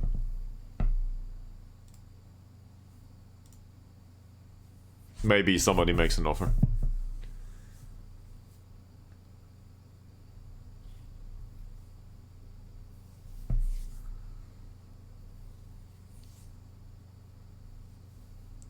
But that would resolve some contract situations. We would have the money immediately. Which I'm not a big fan of, by the way, but who cares? We would have the money immediately. And there would be some sell-on clauses and friendly clauses in there. I feel like the friendly clauses are unpopular with the buying teams, though. It might have to do with the fact that we play a club in a small village.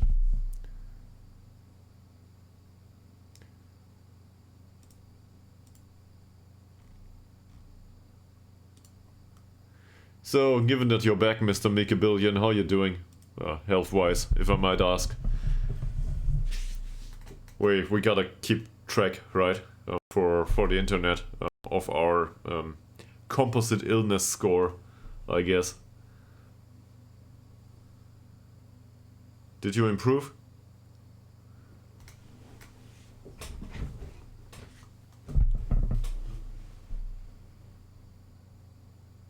Okay, that's good. That's good. I'm happy to hear that.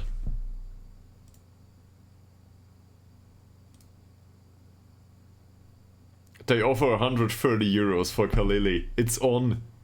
Like, I think we told them we want 300 or something. It's on. So, and no clauses. Okay. We will put in a 10%, like a I don't know, he will not achieve anything. This is big monies. So we'll go with 250.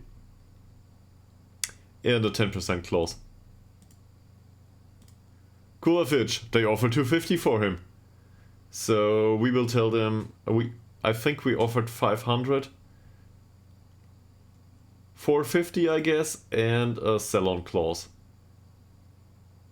Yeah, let's go with 10%. Who cares?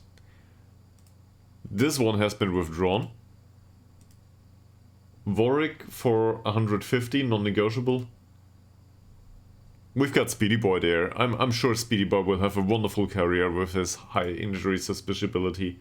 And Warwick didn't pull out any weeds. I don't know, how does this work in English? He didn't flip cars with us, whatever. It's not the wrong picture, you know what I'm talking about. Orberg. Let's see if we can get 250 for him. That would be a steal though. No, not a steal. It's like, yeah, that would be too much. Muteba, 250 euros. My heart's bleeding looking at this, considering I really like the player, but yes, he can go. He's 24 now, didn't develop for the last half of a year. Didn't develop with us, so he can go. And forget the friendlies, who needs friendlies anyway? Marcus Voldsond apparently is a fringe player these days. I disagree. But he's 29, he will not improve much. I get that.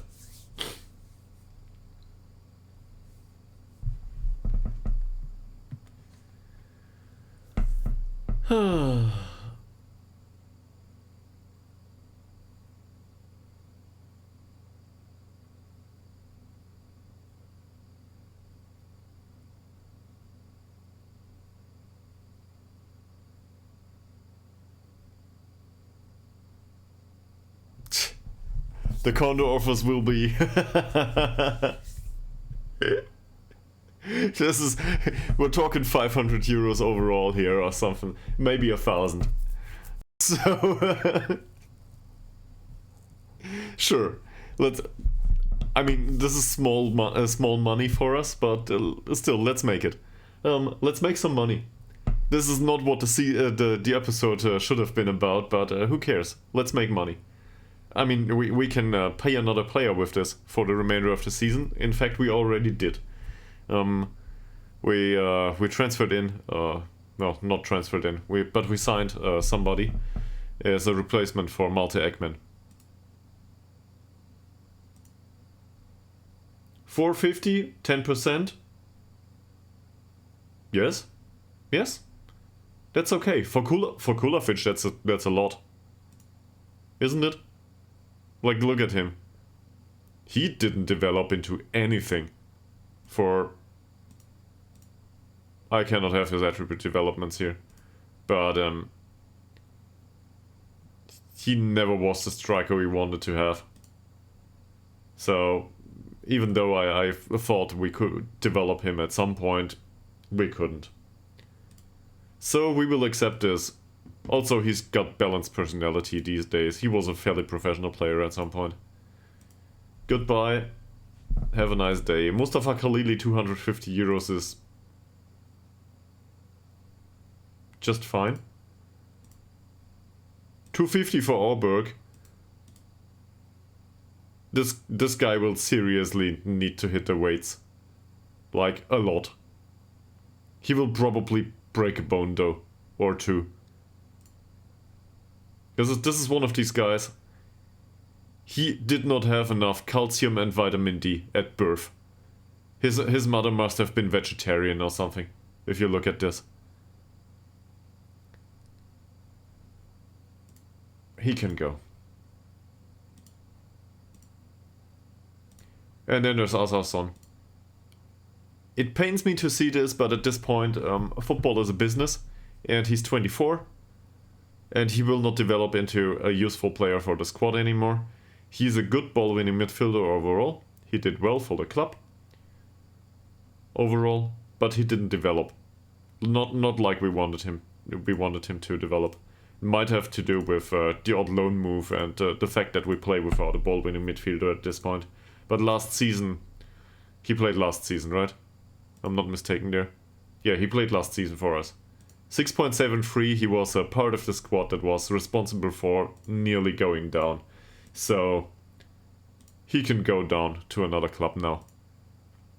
That's 250, 500, 750. My brain. 12? 1200. 1200 euros is not enough to pay our new signing. Because we pay him 110 per week. But it contributes a little bit to club finance. So that's okay. Also sell-on clauses for 10%. If they can, you know, they still need to negotiate a contract. This might be a Antoine Puget situation after all. And then we will miss out on the fee. Because they cannot agree to a contract. But hopefully they can. Hopefully.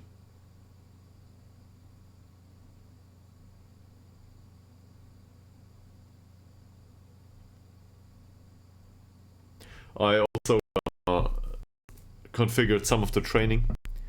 And, we have a few players with very low suspiciability to injury, as well as one player, Speedy Boy, with high suspiciability to injury. So I got them off the specific, the automatic instructions for training intensity, and the ones with very low suspiciability to injury, we will grind them to the bone, and the other one, Speedy Boy, he will be between the pillows in training, and do light jogs and so on. Hopefully that retains his skill. I don't know.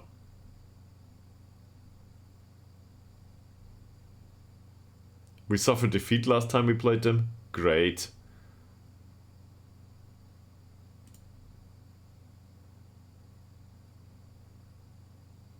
Would I have transfer listed this guy? He's 33. No, I would not have transfer listed this guy.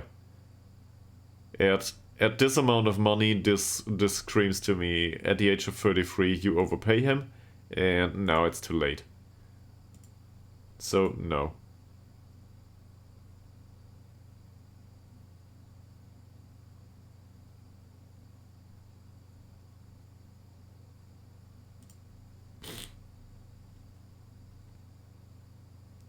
Extra motivation for the top of the table. To be honest, I think Tabby will go up this season. That's what I think. I think Tabby will go up. And we won't do shit. Not about it anyway.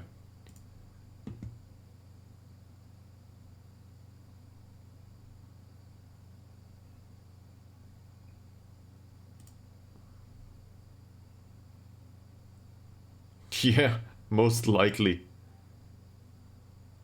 Most likely Kasper Berntsson will play. Why is that? Well, the other one's injured. You nut job.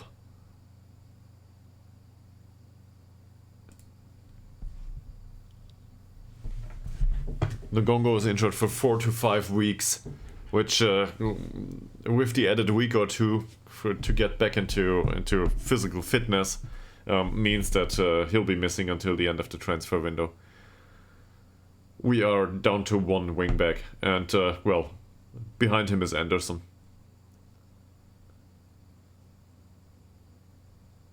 Rather direct approach.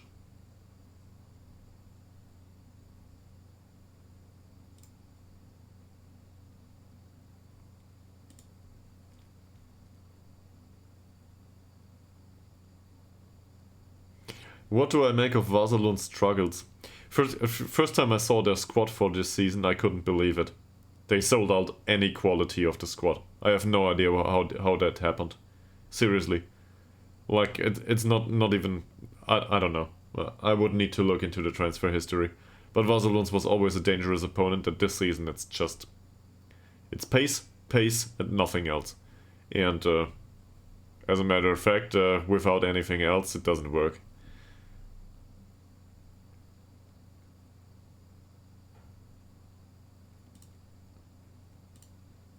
So I guess this is the honest opinion. There's huge flaws everywhere. And now they will beat us next time.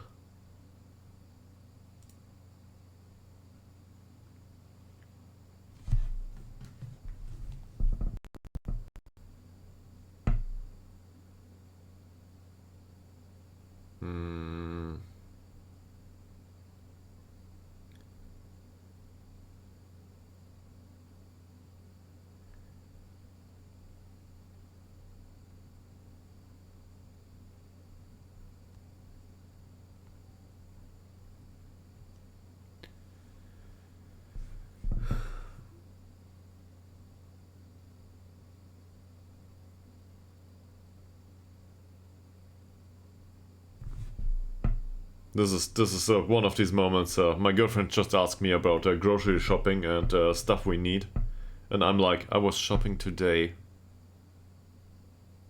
There was something I wanted to buy.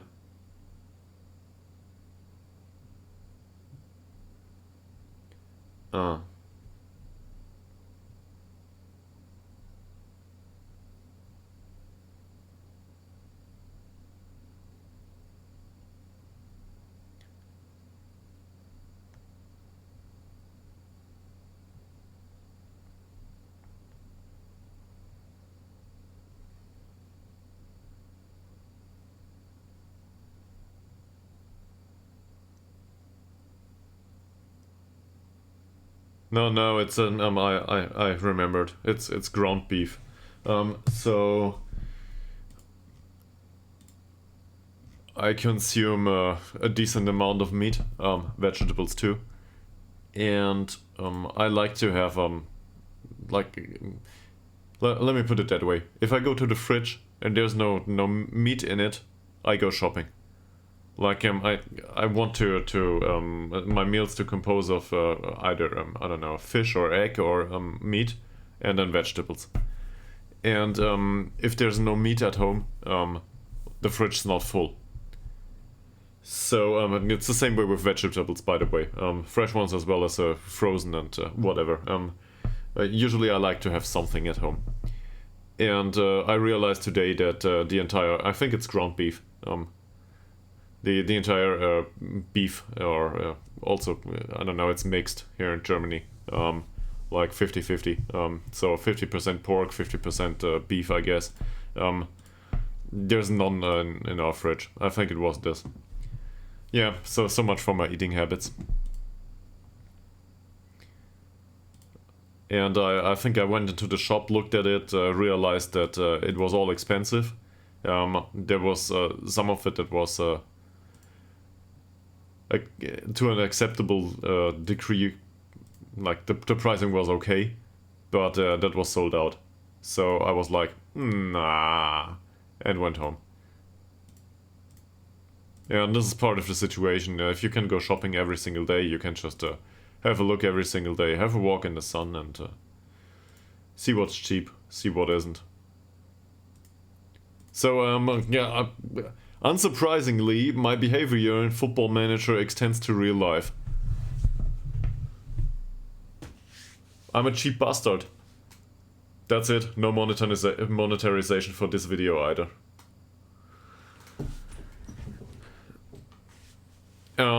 Both. So, I freeze some, not only ground beef, also sausages and stuff. If it's like on sale, I guess it always sounds like it's bad quality. If you put it, same as everything else, is overpriced. Like the shop has price, then they put a slab on, I don't know, 10, 15, 20% for, well, processing. Let's give the PC a second. Okay, back to the beef discussion. Sorry. So I feel like shops have some sort of margin of profit that they usually try to achieve on top of what they could do as a bare minimum.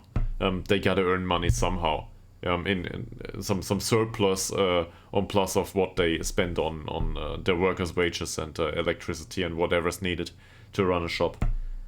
And if you go to the shop throughout the week, at some point most things will be on sale. Like this week it's that, and this week it's that, and I don't know. The cucumbers will always be on sale on Friday and Saturday, or something like this. I just made up that example, yeah. But if you go there every single day, you all of a sudden you realize that most things are on sale at some point. And usually it's not things that go well together. So I don't know, if you go into the shop and the first thing you see is like there's like this tiny packages for spaghetti bolognese, I guess. I don't know what it's called in English. like a, you know, well, you need ground beef, tomatoes, and oh, what's the name? I guess spaghetti is spaghetti, is it?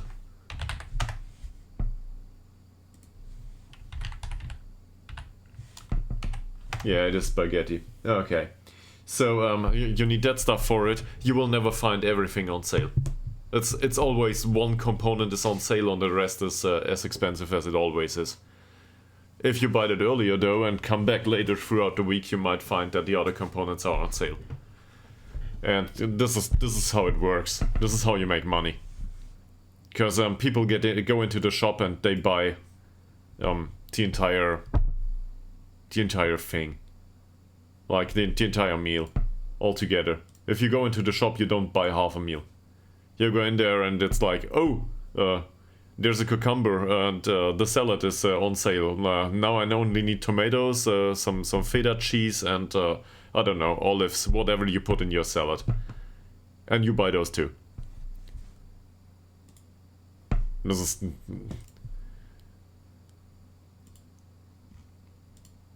So to keep some of this on hold, to have it at home in the fridge actually saves you money. Now you need to pay the fridge, so storage isn't storage costs money, but in the end the fridge runs anyway, right? You need one. I guess with you in Sweden you can't just throw it to outside. But you have to buy like the rifle and the ammunition to defend it against the wolves and the mountain lions or whatever it is. What you said earlier. So anyway,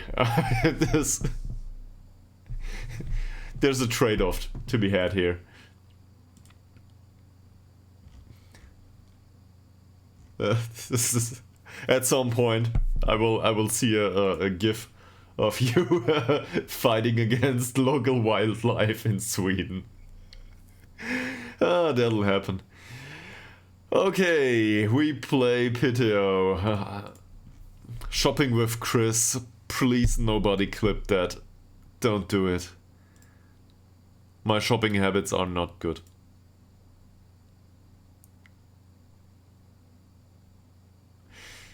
So, training.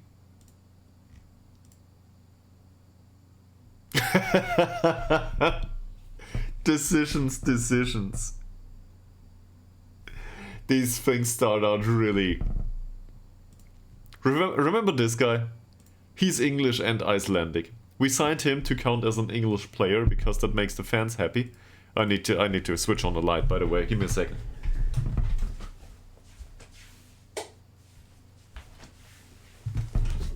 For you to see my pretty face again. Alright. So, as a wingback on attack duty, he definitely doesn't do. Like, no. Just no. But he trains like a beast. Like, seriously. This is quite impressive. If we were in mid-table right now and the season would go nowhere anyway, I would play him. Definitely. But the season does go somewhere. We lose the top spot. Well, or our grip, however you want to put it. But some of these youth players really train well. Adalsteinsson is fairly pro, Gustafsson is a former model citizen, Coleman is fairly pro, Carlson is, I think, fairly sporting he is. Yes, that's a surprising one. Rigby? Resolute. Also, he's a snail. But these have good personality and good training, and you can see it. So they deserve a place in the squad to a degree. I don't want to play them though. I can't do that. And if I never play them, they will not develop, so I don't know what to do. I guess we play Burnson. Do we play Burnson? How's his training? 7.3. Well, we might play Burnson. The alternative is to play Anderson. 8-0. There we go. Anderson it is. I do not trust him to make that impact that we need. But, he's club captain. He's a perfectionist. He will go out there and give us his best. And then an additional 10% on top, which will still be substandard. So these lost last time. Let's bring Morgan back. How's Speedy Boy doing? He's not fit yet. Yeah, that's what I feared.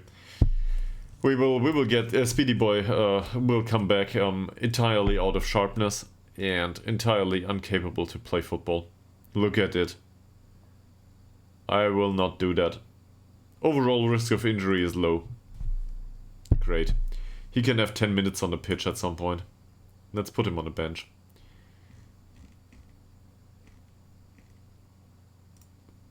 Did you train well? 6.8 for the first week. Well, okay, that's fine. Mr. Puget? 7.05. Skilermo? 7.1. Ytterhogdals 7.5. So, even though he declines, sure, let's keep him on. I will not talk to the rest. I've had enough of this. They just need to go out and do it by themselves.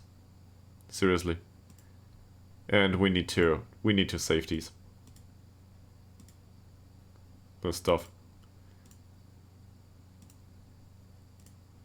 Opposition instructions. Do we need to do this? Why?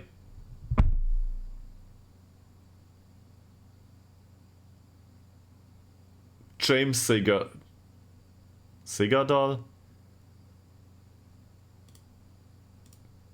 James is not a Norwegian name. And if it is, I'll gladly stand corrected. He's got reserved media handling and is resolute. This is a wonderful personality. Let's sign this guy.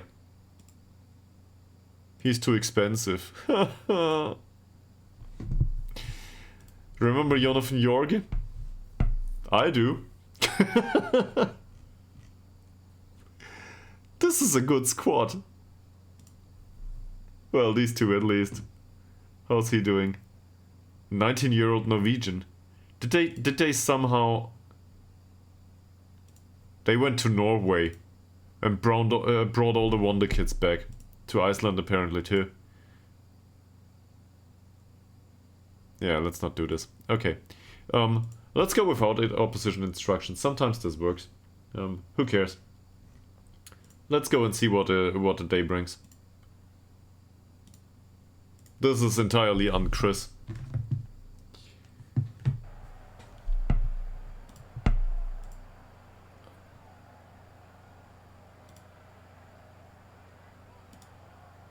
Revenge again. Apparently they grow tired of it. We are at home though, so I expect a performance. And if they don't perform today, I will throw out people out of the squad. I will play the youth. Because if they don't perform today, we will not be able to keep up with the rest of the league.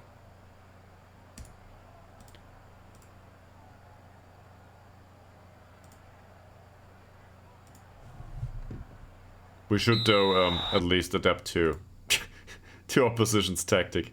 Yeah, so overlapping it is. Again. Overlap right, overlap left. Something else? I don't think so. Let's confirm this, look into the tablet immediately.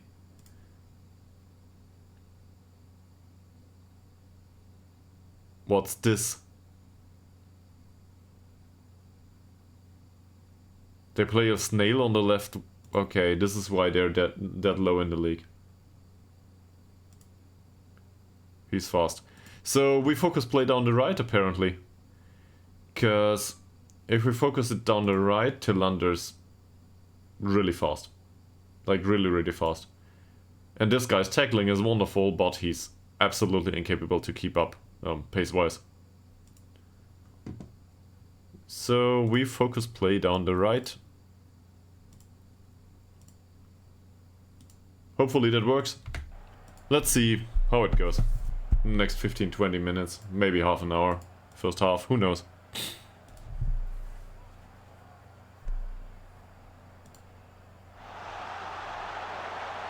Offside. Okay, this is a good start. Offside is good.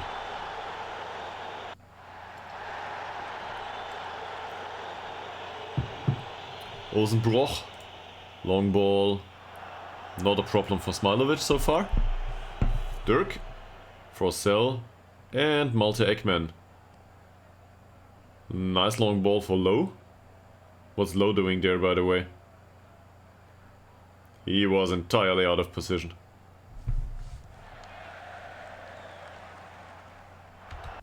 Oh no, it's Lowe, not Morgan. My bad. The two English guys. One might confuse them. They all look the same anyway. Tillander.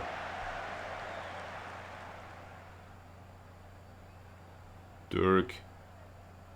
I'm not sure if this is it still a racist joke if you don't consider yourself to be of a different complexion than the ones you're talking about?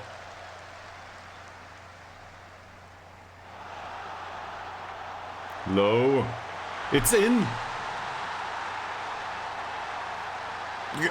I need to insult my players, like, apparently, with silly stuff on top.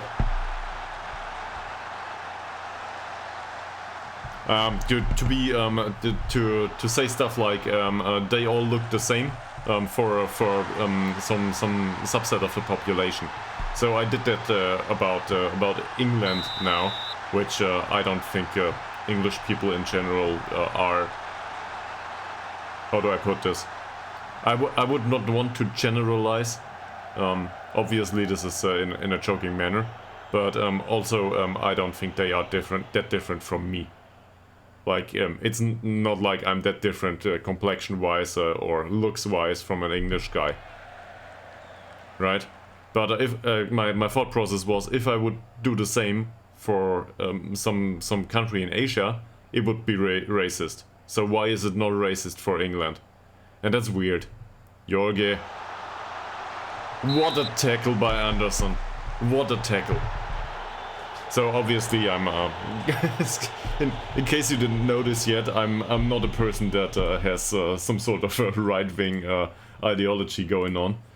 So it's more of a thought process of I might want to avoid that going forward, because I don't want to be. It's enough to be the dog hater. Let's put it that way.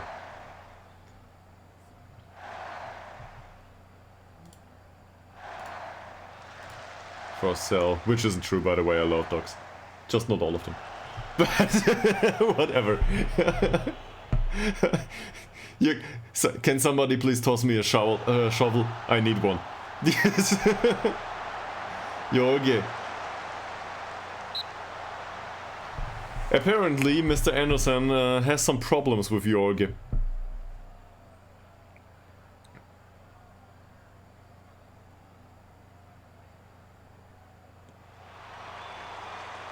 Sederberg, well done. I wouldn't say a...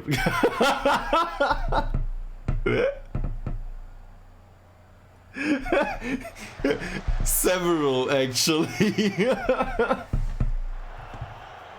But yeah, this is great. This is great. Wonderful. Thank you very much. Tillander.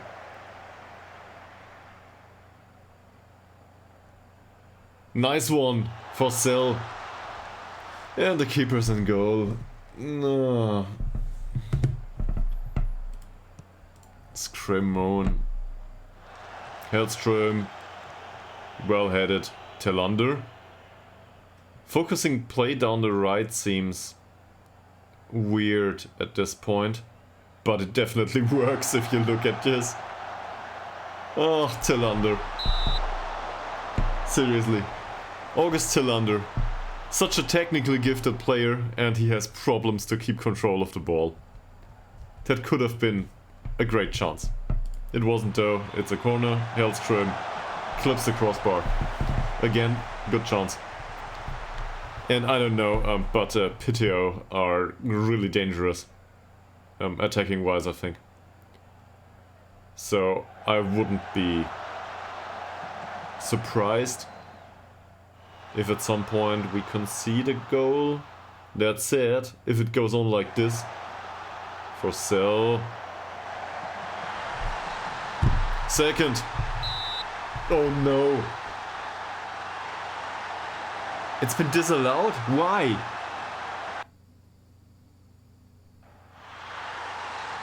There was somebody in front of the goalkeeper.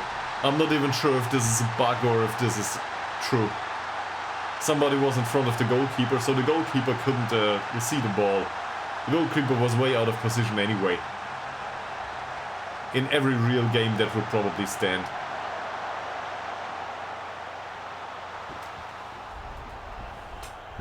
Football Manager's offside is so weird sometimes. Morgan, Forsell, Hellström. Sometimes. Not most of the times, but sometimes. Wolfsund.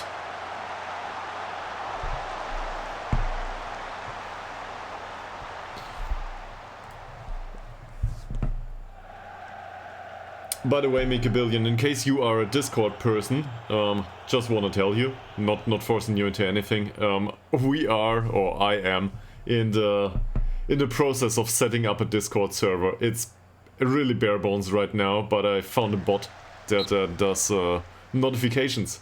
So now there's an empty Discord server with notifications for the stream in case you're interested.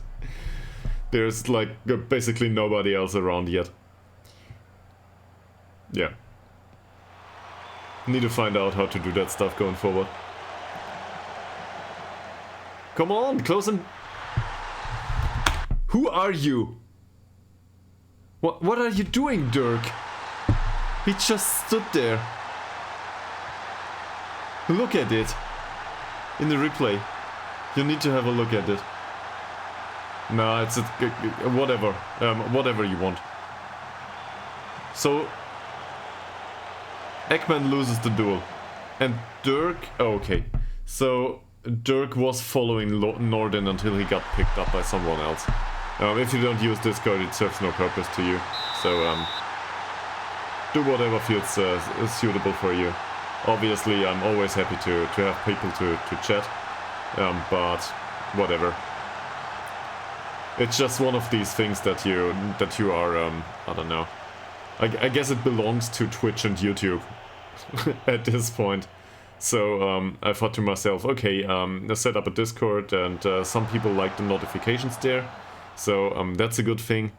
And also maybe...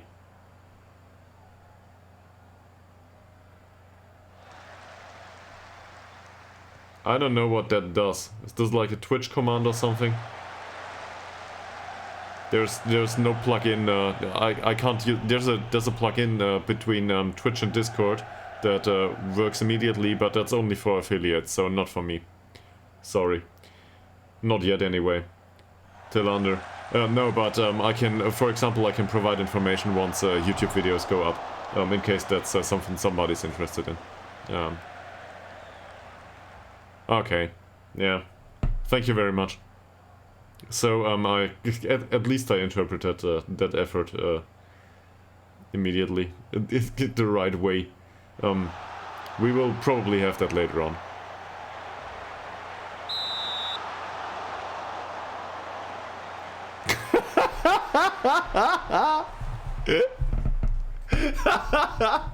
Great one. If this video would not have been demonetized at this point, it will be. No, seriously though, I don't think it's that restrictive on YouTube, and neither is it on Twitch. I think the odd swear word is okay. If it's not all there is to to the stuff. But seriously, I have no idea. It's still funny to think about it that way. And also it reminds me not to swear too much, which is really hard, considering the way this game goes.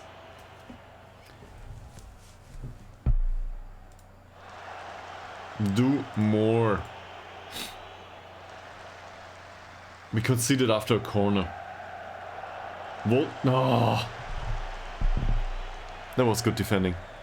Yeah, we can still turn it around. Seriously, we can. I just don't think we need to do... Like, there's no tactical adaptation to be made here. Besides the fact that Jorge is a really dangerous player and... we put Anderson on the pitch, who is... Well, he's got the mentals, let's put it that way. He's willing. Morgan loses the ball. And now? Do we face a counter? Oh, of course we do. Well, Hellström's... Well, Hellström's overall season was really good so far. Like, we didn't concede that many goals once Hellström plays. That's, that on its own is probably not a good indicator. Oh, come on, Tillander, seriously. And now we face Anderson and Jorge in a running duel. Just tackle him into the heels or something. Oh. That's even worse.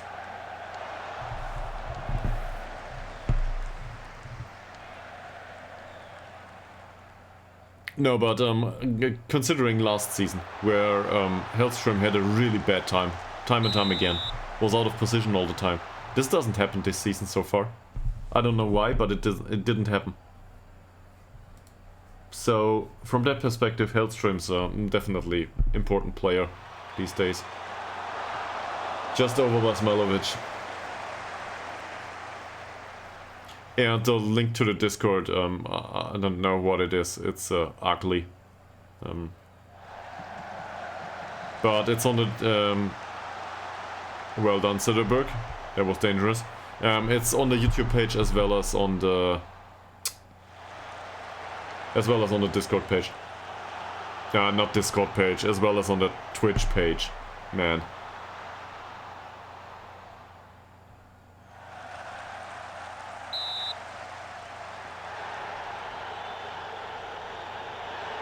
No, I only need to find a bot that does the same for YouTube.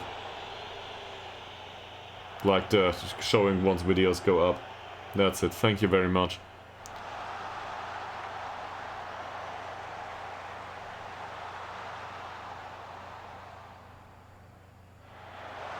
My thought process was more along the lines, maybe people like Popple, Mika Billion, I don't know, Sore Loser, the regulars, have some interest in discussing some stuff about the save from time to time, and that would be the place, because then I can read it and actually consider it within the save. So something like I don't know, Chris did XYZ really bad. We should have done that in that situation or something like this. This is valid feedback, and this doesn't always come up in the stream. Oh, Sederberg. At this point we can be happy that it's only 1-1. They had a few good chances back there.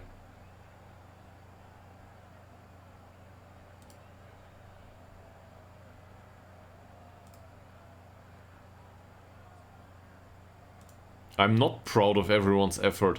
It's horrible. And Wolfson is on a yellow. For some reason. Why? 45 minutes plus 1. Well... Now we need to replace the striker at some point.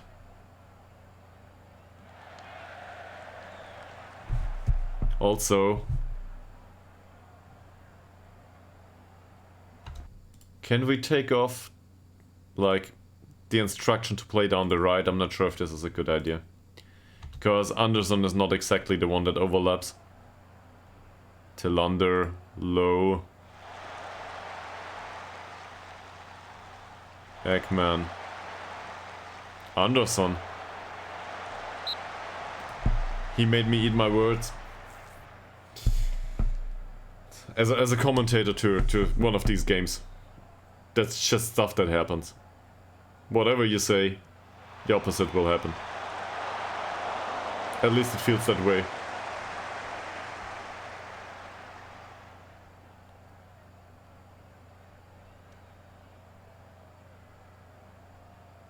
Dirk, Forsell, Hellström. Why the long ball? Well defended by Forsell. Morgan, Forsell. That's a nice penetrating pass. Oh, Tillander. Tillander didn't score. The keeper dropped it though. What a chaotic goal. Yes. This is undeserved. So that was a great penetrating ball for various degrees of penetrating. And then that shot by Tillander wasn't good.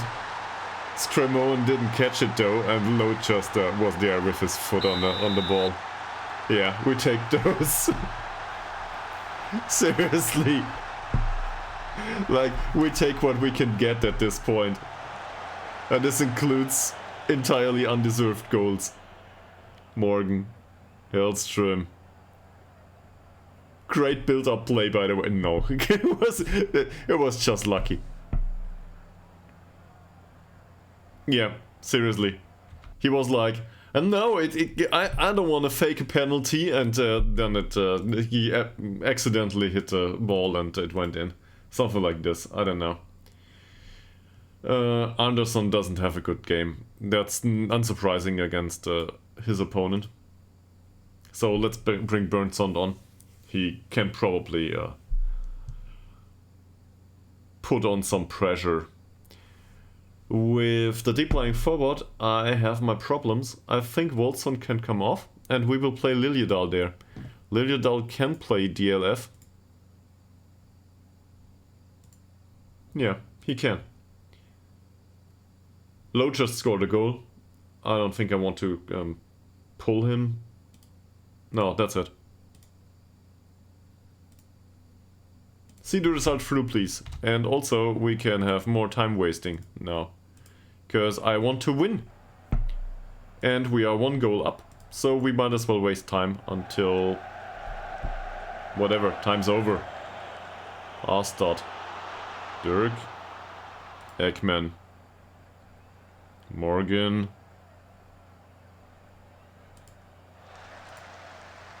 Malte Ekman. Dirk. Morgan. Malte Ekman again. Forsell. With Malte Ekman, I always expect the long ball all of a sudden. Dirk. Ekman. Look at that right wing, by the way. Dirk. We retain possession. Morgan here. Well defended. Forsell. Tillander. That's offside.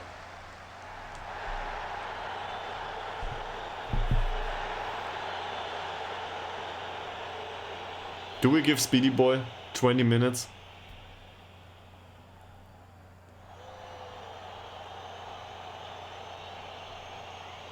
Let's try 15. Bit later. Johansson. Jorge. Can you close him down, please? Well done. Nice tackle. Jakobsen with his 4 points of pace. And a cross. Hellström though. Morgan. Liljedahl. He rediscovers his capability to be a striker. Liljedahl. Dirk. Ekman. Hellström. No possession pass apparently. Tillander. And offside again. Did we specifically instruct him not to play these? Apparently he thinks he's better.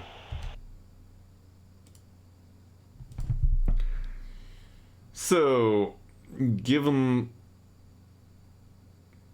this performance so far, he's fast though. Let's give Speedy Boy time on the pitch. Tillander can go off. He created one goal, so that's fine. Ekman for sell. I guess Hellberg for sell it is.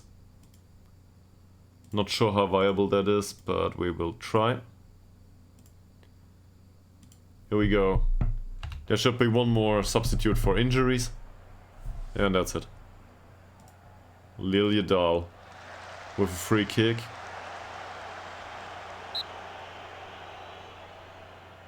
Is this a corner? Seems to be a corner. Can we actually defeat Piteo? Come on, score a third. You can do this. Setup's a bit weird. Smilovic.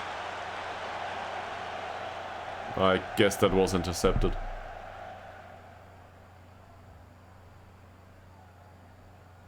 Astad. Klepovangen is an interesting name. Jorge. Not a penalty. That boy is rather speedy, but not that speedy. And that should be offside. Low. Apparently it was no offside. Ekman, Smilovic. Long ball for Ytterhogdals. He manages to get it.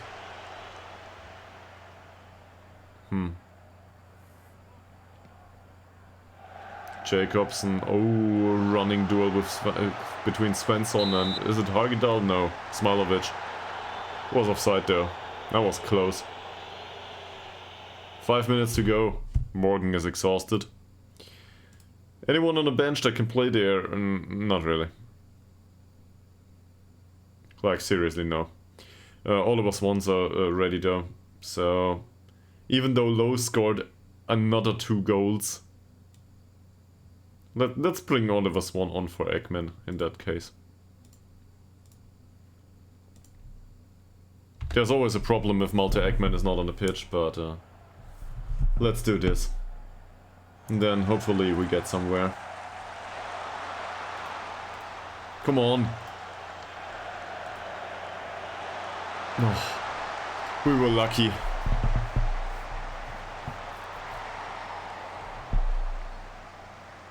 They look to attack, well, and we look to wind down the clock, I guess. Ytterhogdals. Oliver Swan, Speedy. He took that one. That was a fast shot. I didn't expect that. Hellström on a yellow. Free kick. 2 minutes to go. Can we make it? Sederberg with a long kick for some reason. Smilovic. Hellberg loses out on a duel. Nice tackle by Dirk. Klepovangen. That could be offside. It isn't. Well created and slow defending.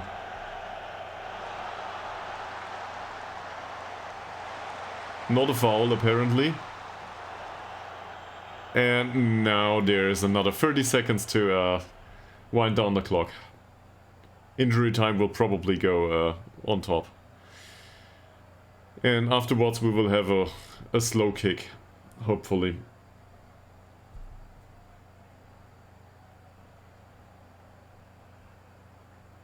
Now we wait until the player goes off. Great. Hopefully we do not wait until he makes it to the border. No. Yes. First we get the ball back. Good. Good.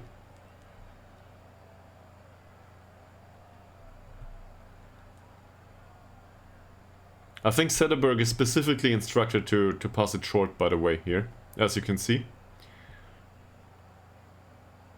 He doesn't though. I don't know why.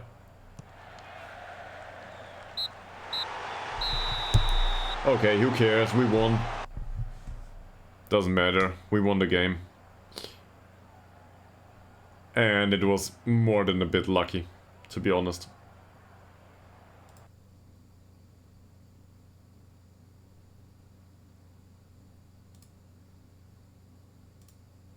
we got the result. That's fair. Now we need to play Skiljebo. Oh! Tabby lost? Well, that's unlucky.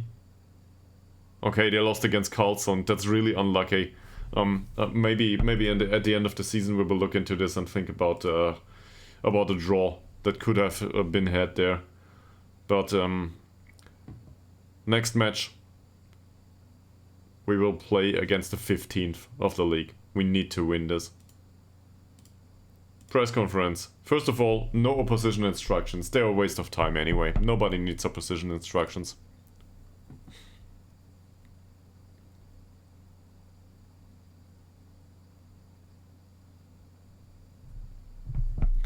I guess I'm not surprised. I know my team can win.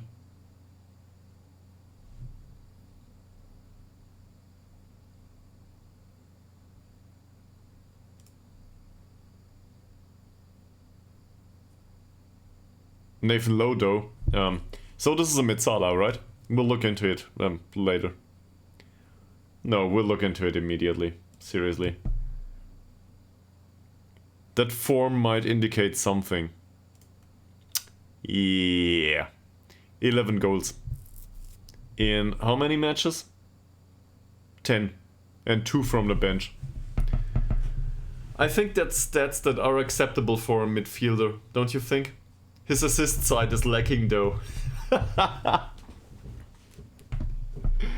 I didn't expect that to go that well.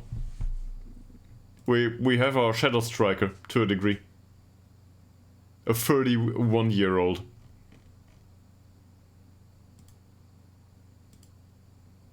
Footballing dinosaur. Yeah. He's like the, I don't know, probably a velociraptor, if that is a thing, in England. Raptors? Sure. Raptors are a thing, right? There's a meme for raptor cheeses, so raptors are a thing. Yeah, he's the raptor of our squad. A dinosaur, but still fast and aggressive. And part of a team. That suits us just fine. He will run out of time, though. At the age of 31, he will run out of it sooner rather than later.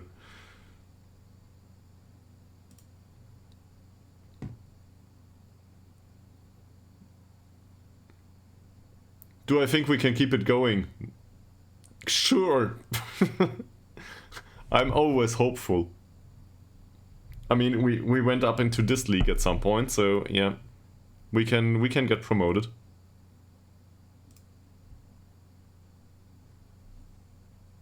Yeah. I think that the predictions were off. That's true. But the predictions were of last season too. And well, last season in the end it was really close. This season we will not get relegated. That's done by now. It's not mathematically done, I think, but it's more or less done. So that should be fine.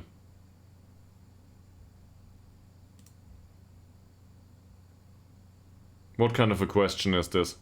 He was good. That's it.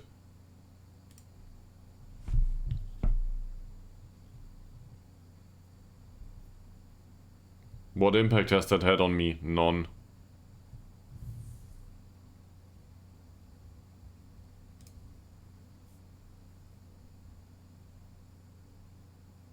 Can we make it our own? It is our own now, so we don't have to make it our own.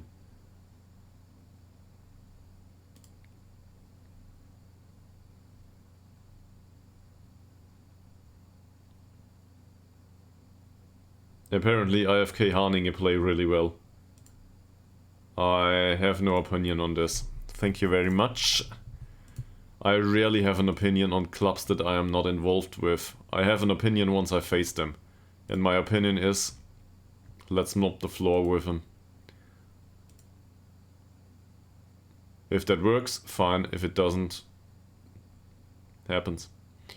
Smilovic had wonderful training performances apparently.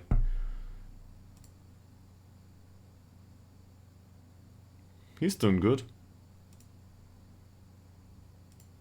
He doesn't train as a central defender though, so this is even better. His vision went up, the entire sample of mentals went up a little bit. Well, not the entire, concentration didn't. Strength went up a little bit, pace went up a little bit, marking went up a little bit. That's good. Overall, that's good. But I'm mostly impressed by the fact that he develops as a ball-playing defender. Let's see where this goes. Low. Well, if I congratulate him every second game, that's probably a low point in my communication skill history, but I guess we can do that.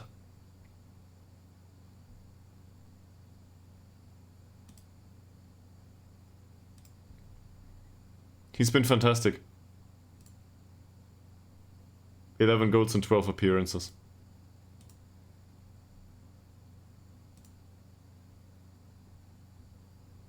Oh, Nathan Lowe is player of the week too. Good, good. So, how are the league stats at this point? We are still best in goals scored, and we are second best in goals conceded. And in terms of yellow cards, apparently we are third worst.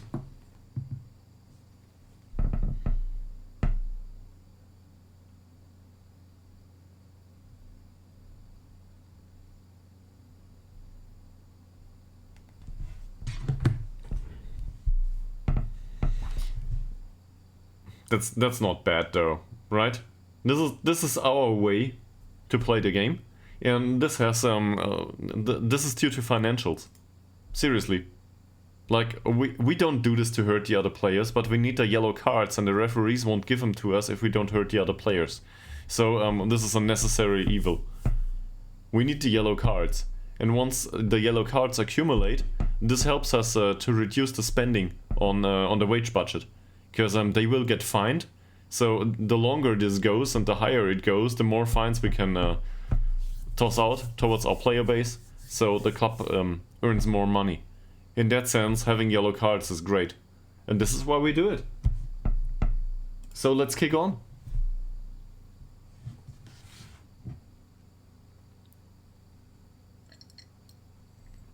Nobody tell me that the impact is minimal.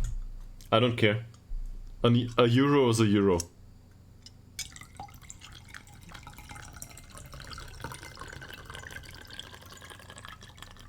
If we save on this for another billion years, we can afford a training center.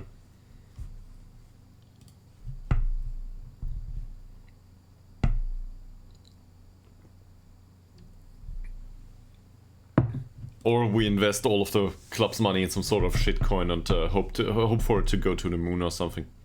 That would be fine too. Entirely irresponsible too, but whatever. People do that kind of stuff.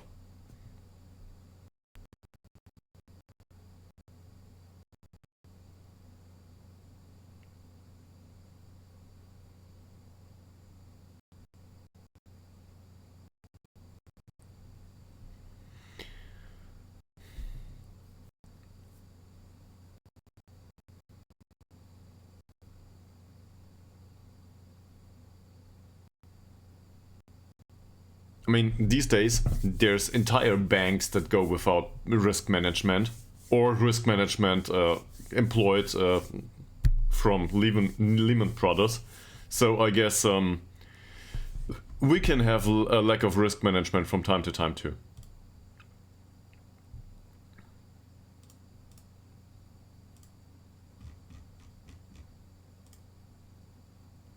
Especially if the risk is that some of your opponent's players get hurt. That happens. There's not much we can do about it. Just part of reality.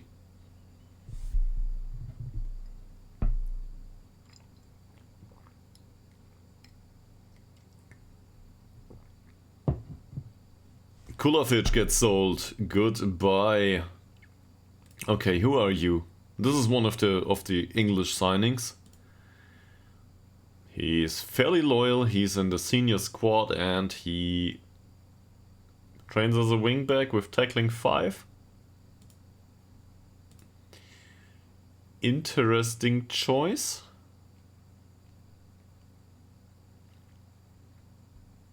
But I don't see him being winger anytime soon either, if I look at this. Like, even as a normal winger. This is a no to me. Like, he's not good enough. So, he will go. At some point anyway.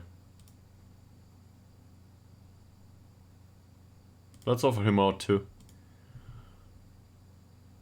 250 euros. Oh.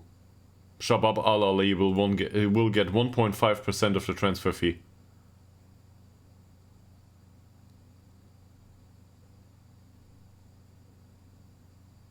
That's approximately 4 euros. 4 euros something. If I'm not mistaken. I think we can afford that. And then Kulovic goes. 450. Good stuff. Goodbye. Both of them have been good servants to the club, to be fair. Like, seriously, they have been. They did what was expected of them, and sometimes they even performed. Auberg was a good servant to the club too. I can prove that. I will prove it to you immediately. Auberg was out on loan basically the entire time that he spent with the club, more or less. He never played really good for our club. Doesn't matter though.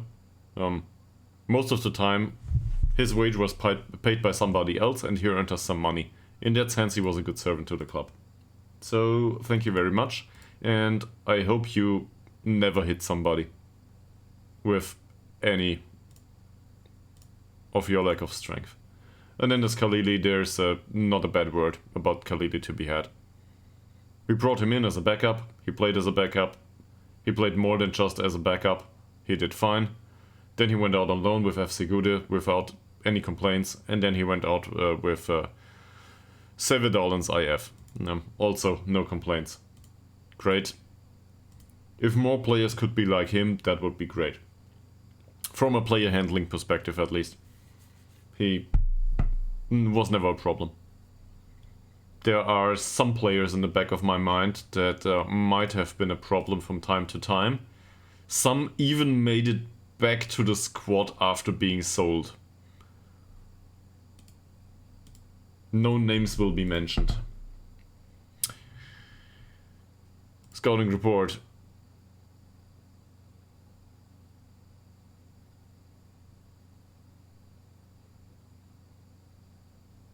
So, I've got a serious question.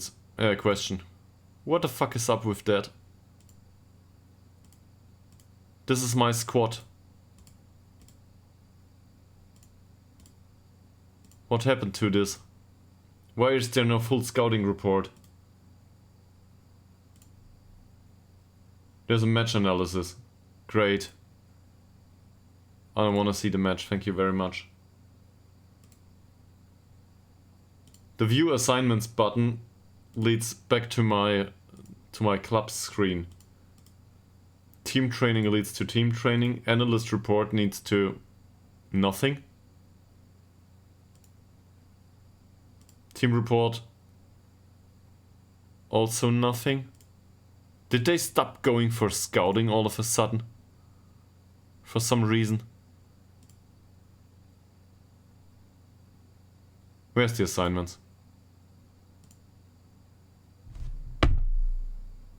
Eric Nieberg scouts the next opposition.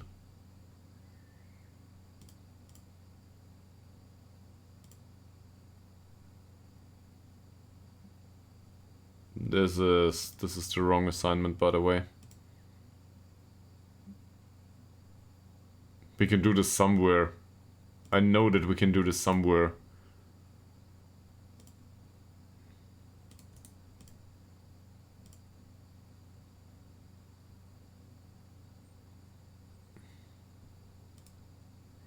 Yeah, might be. Seriously though, there's a menu somewhere where you can tell them to scout the next opposition. And we already had to. So this next opposition assignment here, I never did that. Like, this was created automatically, and I cannot get rid of it. And now apparently he doesn't do it anymore. Which is infuriating.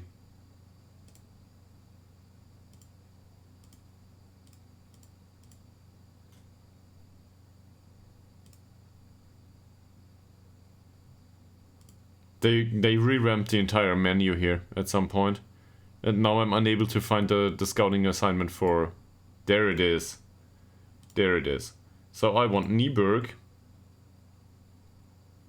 Yeah, I want him to do this. Exactly. And analysts, I don't care. I guess one of them. Doesn't matter though.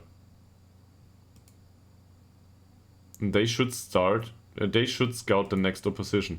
Yeah. Great.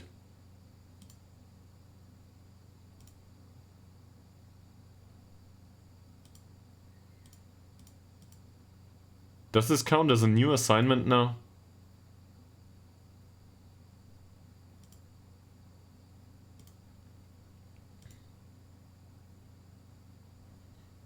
I'm not sure, but I think he has enough time to do it, get it done now.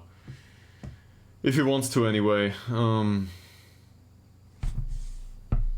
Also being a money pincher in this kind of club is more or less a compliment, so I guess that's fine.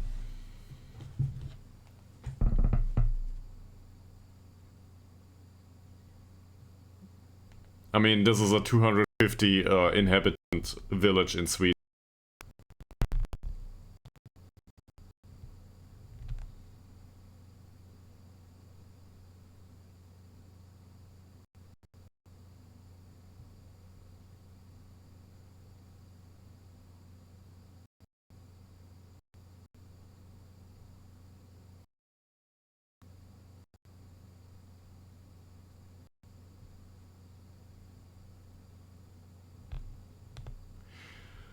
Good question. Okay, I will tell you the story of Ytterhogdals IK.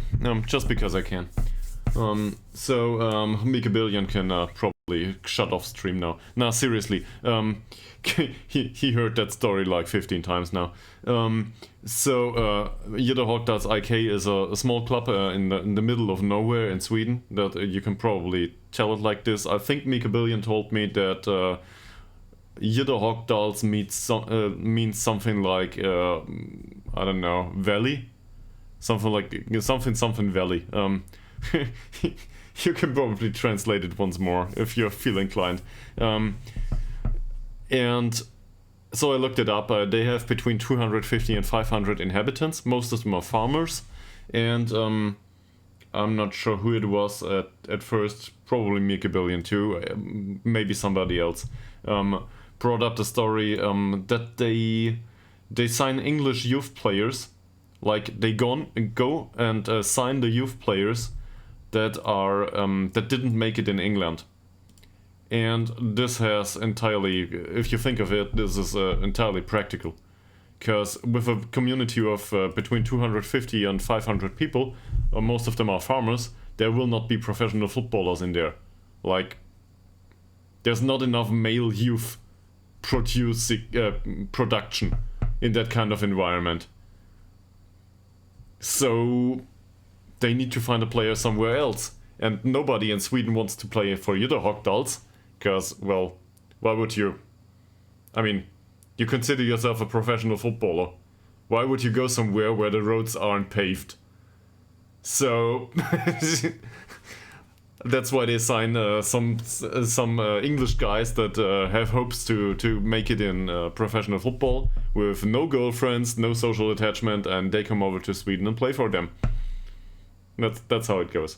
Or as somebody on the stream stated it at some point, I forgot who it was, sorry, but somebody stated it like this: this is not about football. This is a repopulation effort. If you want to put it like this, I don't know. Might be. So this is where all the dumb jokes about snow and potato plants come from, right? Because probably each player knows how to plant potatoes at this point. If that is what they plant up there, I don't know. Might also be some sort of grain. I have no idea about Swedish agriculture. Again, making me a billion can enlighten us.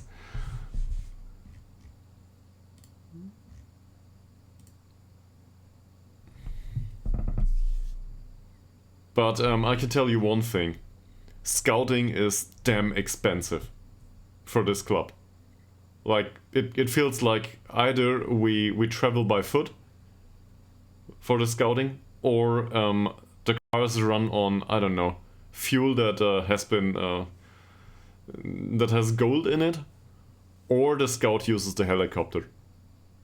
Which can't be true. Well, probably the scout uses a tractor. If I think of it, that would explain a lot. Like he goes through Sweden with a tractor. That's probably how it works. Horses track the cars. Yeah, it's not a tractor though. They don't call it tractor in English. In German it's Traktor, but that's wrong, right? Is it bulldozer? It's tractor. Apparently I'm a genius. Yeah, no, I don't think horses will drag it. Traktor is Swedish too. Well, and then it's the same word in 3 languages. No, more or less. It's spelled the exact same way in German. Traktor.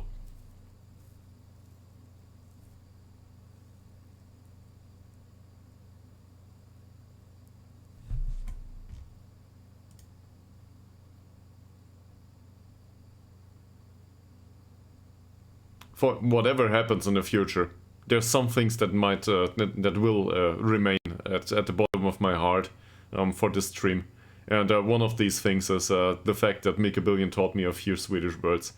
I don't know what Smetby stands for. I now know what Smetby stands for. I remember the player that is called Smets. I remember Metcoma. And I know a bit more about the dangers of Swedish wildlife. I now know that traktor is still traktor in Swedish, so I can move to Ytterhogdals anytime now. I just need a shovel and something to shoot the local wildlife. And probably warm clothes.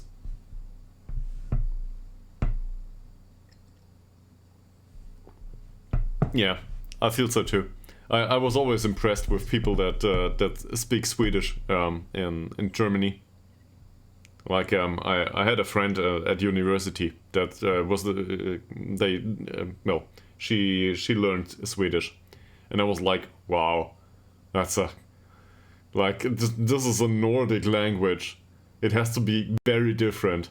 And these days, I'm like, okay, 50% of the words have similar meaning. I could probably, I will probably not be able to read it if I read it, but I will probably be able to interpret some of it without knowing any of it. Like there's always the odd word you have no idea about in a foreign language. But I think I told you about this on a previous stream. But it always reminds me of my visit to Italy. Like, I don't speak Italian. Not a single word. I speak French and German. And I go down there and it's like, okay, I can read this. I can read all of it. I cannot translate it, but I know exactly what it means. This is like the some sort of instructions on local wildlife and so on whilst hiking. I can read all of this. I can tell you what it means. Yeah.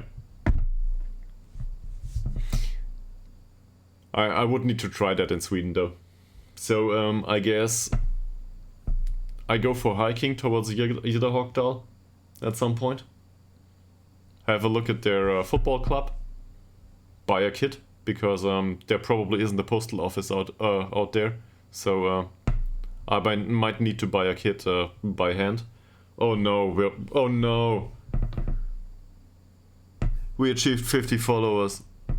That means I need to write them a mail about the orange kit for the back of my stream. I promised. And I know what football kits cost these days. That was a silly promise to make. That's on me. Now I need to buy a kit. Oh god. I'll try. Maybe somebody will answer this time.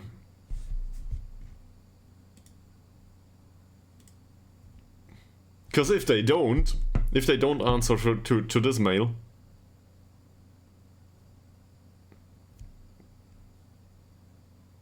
they have a really nice lake and a pretty church.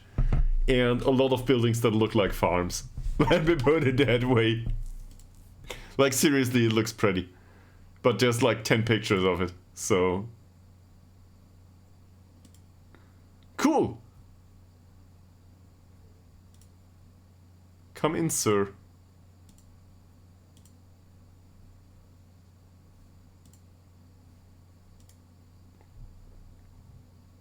Reindeer roaming free. How big are reindeer?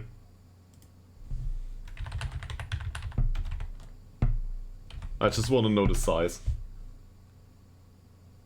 Oh. Between 85 and 150 centimeters, so... Yeah, if they decide that you are ugly and that they want to get rid of you...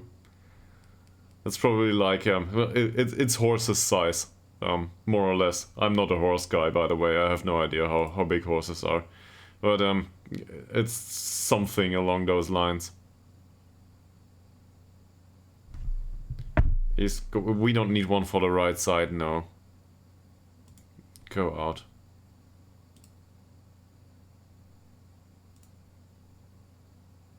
Hey, we wanted to sign that guy for...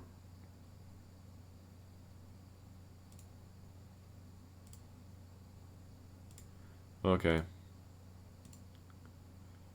Duncan can come in on trial. Yeah, so the reindeer are probably part of what you have to chase off the pitch prior to playing. Or the team arrives and then there's like we will play at 15 and the game can't happen because there's 2 reindeer on the pitch and those can't be on the pitch, and it's the same as with a waterlogged pitch. There's nothing you can do about it, so the game gets postponed. This is how it works. Anyway, I wanted to come back to something. So, given that we try to promote Ytterhogdals IK in a healthy light, all the time, like seriously, we do. At least I do. I think I wouldn't have known about this club, and I feel it's a wonderful opportunity to learn a lot of stuff. And I think this is quite impressive what they achieve up there. However they do it in real life, I have no idea. I have not been in contact with them. Well, it was a one-way street so far. I dropped them a mail. You remember about the thumbnail. So given that story with the thumbnail, and the fact that they now answered, and now Ytterhogdals IK are represented on the internet with a thumbnail with a stadium from Norway on it, we can probably say that it would be a good idea to answer me this time. Like seriously, please answer me about the kit. I'm even willing to buy it. I'll buy the kit and hang it behind me. Maybe I'll go for a black one because I hate orange. But on the other hand, whatever I can get. So I might buy a kit. But please don't make me sew one myself. Like, I have no idea how to do this. And it will probably look really, really bad. So please don't make me do this. That's it. Press conference.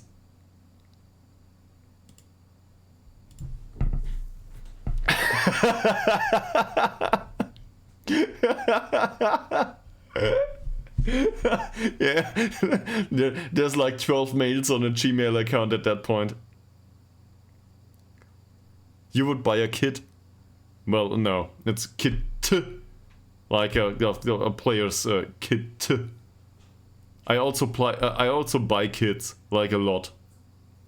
I also buy kits, but this is part of the club philosophy. That's all right. Seriously, this is part of the club philosophy. It's not on me.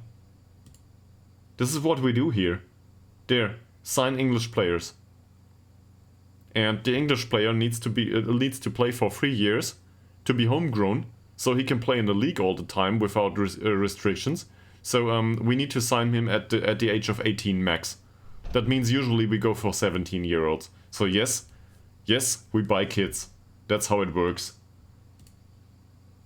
I stand by that. This is part of the club philosophy. There's nothing I can do about it. Also, every single Football Manager player does this.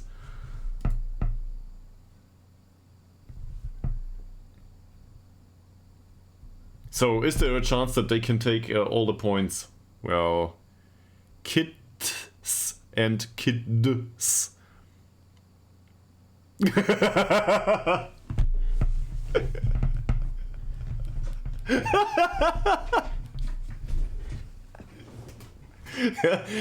You, sir, are a very horrible person, and if I would not already know you, I would love you. But at this point, it just feels right at home. This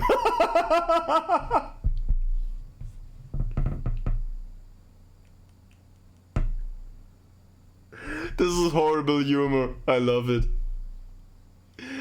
No foreign groups have been hurt at this point, and whatever the color of your skin or clothes is, you are very welcome. Even if you like orange clothes. Even if you like those.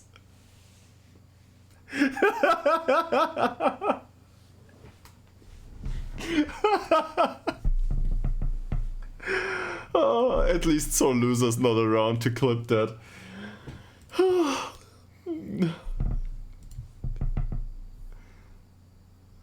You are horrible people. All of you.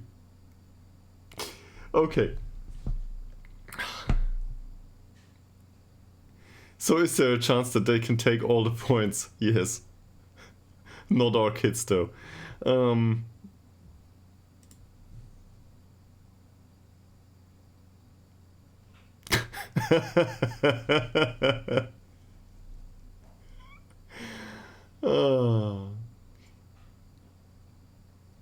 He is apparently an inexperienced newcomer. Yeah, it looks like this.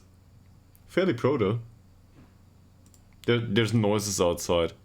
I should probably say hello at this point. Let's go through the press conference and then... Oh. Maybe let's go through the press conference, do the game, and afterwards I will wrap it up for today. That's probably a good idea. How do we feel he'll fare in general?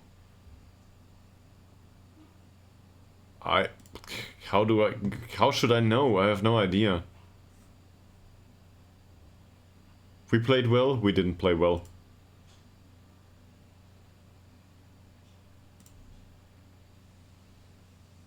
Yeah, it's serious. He's not available. I don't care.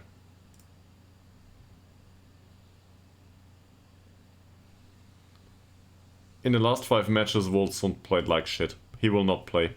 I'll play Ishak instead. Doesn't matter. He can... No. With his capabilities, he needs to do better. That will not do.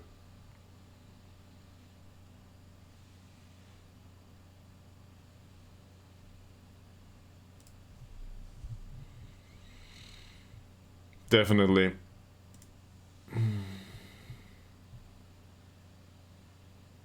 Apparently there's another one in the hot chair. Well, I don't know if he's a different guy, but he's with Smetby. And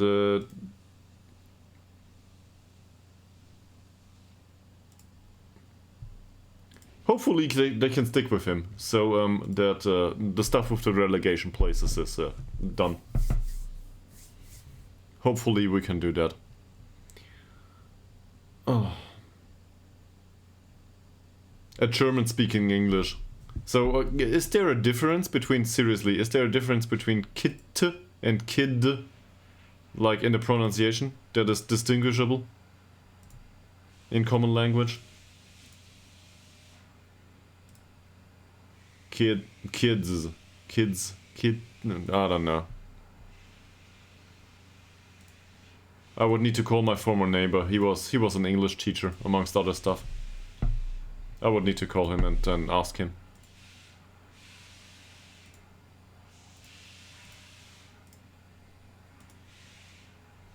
So, good training overall. With some of them anyway. We didn't comment on much last time. So that makes it 2 weeks now.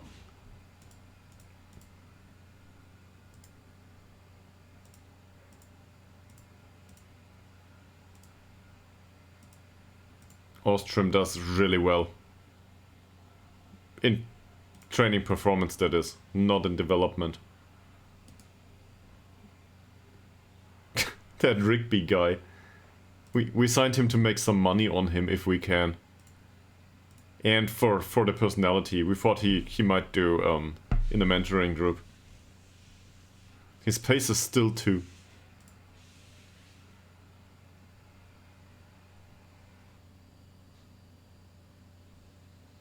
Okay.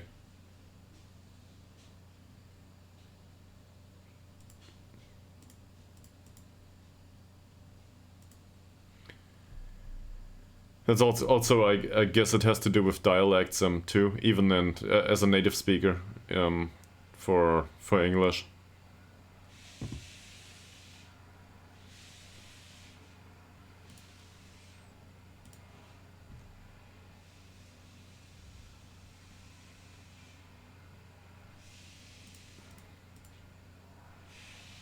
Okay, I will take a 2-minute break and look for my girlfriend because there's I don't know, there's noise outside.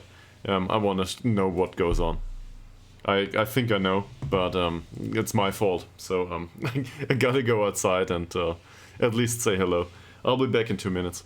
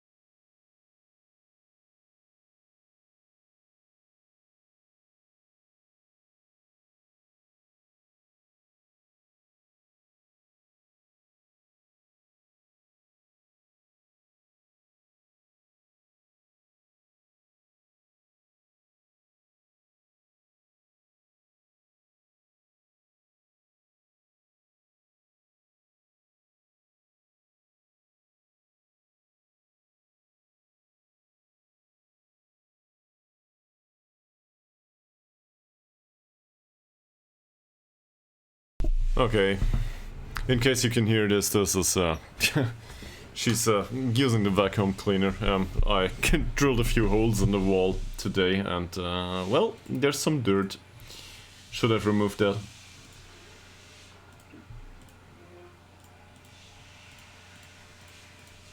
So, training.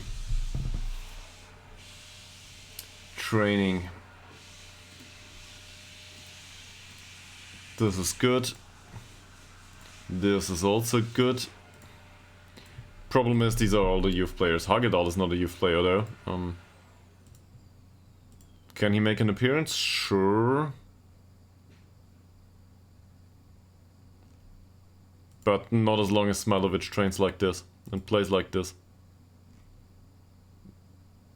There's no problems with the central defenders. In fact, there's no problems with defense at all. Like, alright, we concede, but usually we outscore the opponents at this point. Let's do it like this. He can start to train as a wingback on attack duty. At this point, given that Ngongo isn't around.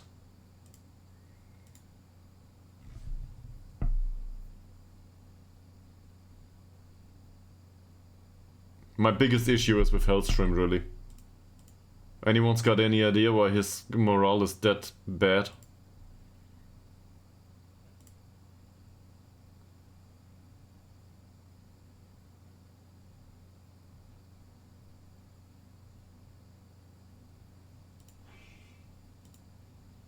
He's still a star player for us.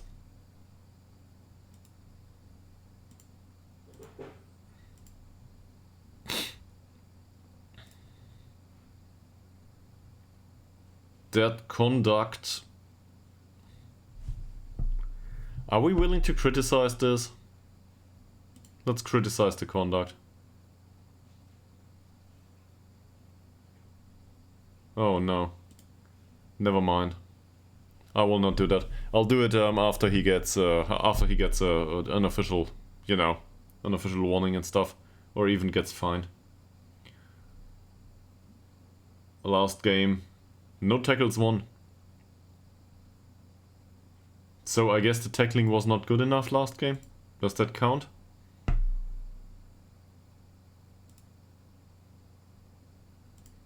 Now it's better. In form overall, 6.88 is good. It's not great, but it's good. I want to do something too here. I want to compare him to Smilovic.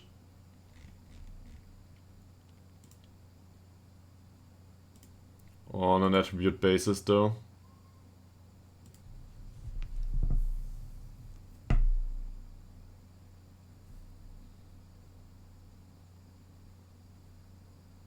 Hellstrom has better mentals overall.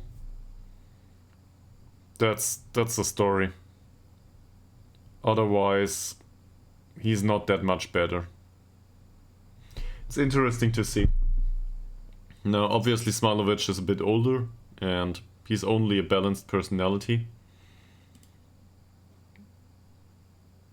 But they are rather similar. A bit different types of players, but from the level is rather similar. Malte Ekman is missing morale. No chances created, so we will criticize that. Is there something else to do? Well, Wolzund. For an important player, this will not do. And at this point we can criticize his recent form.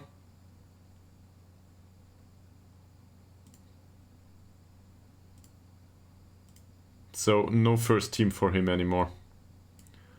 Who will play there though? Not Ytterhogdals probably. How's Wolzund's training performances, by the way? He plays a lot. Yeah, his training performances have been fine. This is okay. He trains well at least. He doesn't play well, but he trains well. Now the question is who plays there? Probably Ishak or Franson.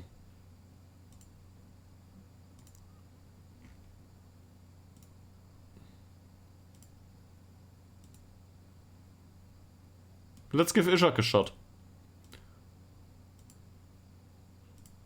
His training is okay-ish. He didn't play well the last time out, but that game against Smetby, he played really well. Also, there's some stuff to do here. Yeah, Ishak already has personal instructions. Holding position. I guess that's always a thing for him, to hold position.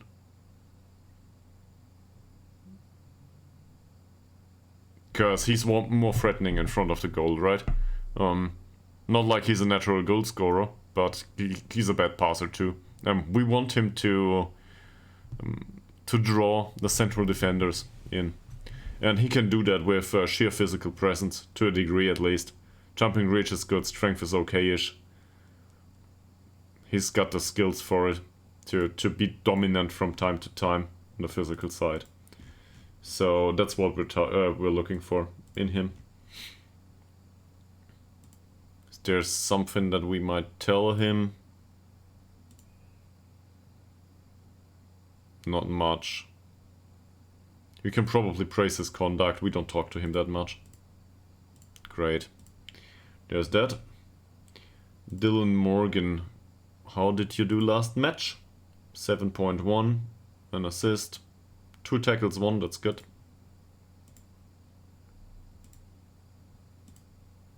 It feels absurd every single time I recommend the tackling that they did in the last game for one of the wingers. It's not their job, but apparently it works.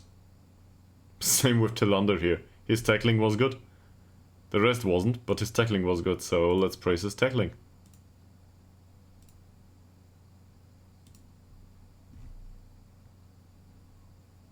Yeah, now Burnson. We did already comment on the training. 6.8 last game, 10 out of 10 passes. Wonderful. Wonderful passing, sir. Fantastic, perfect morale, there we go. Oh, it's tomorrow, okay. He apologized. That's the least you can do, yes. Apologize. Now make up on for it.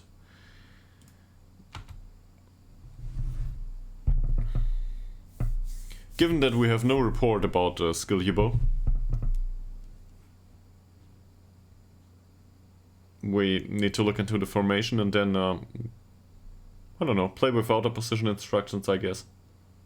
Or maybe we'll find some things about them.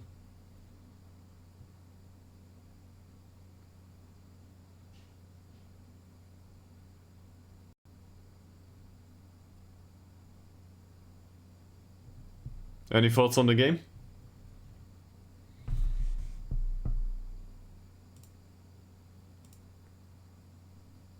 I mean, we got a win against Piteo, so I guess we need to win against Skiljubo. There's not a chance that we can lose this. Everybody expects us to draw. Great. We never played them though.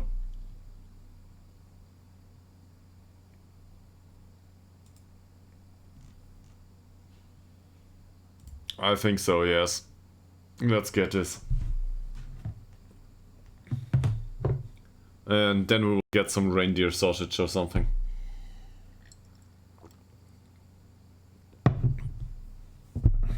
Next opponent is Vasalons. We gotta win both of these. Who the hell are you? Sure, go on. Have fun. He might be an interesting signing though, but no. Not at the time speaking. Did that English guy not come in for trial? Didn't we have like a trialist?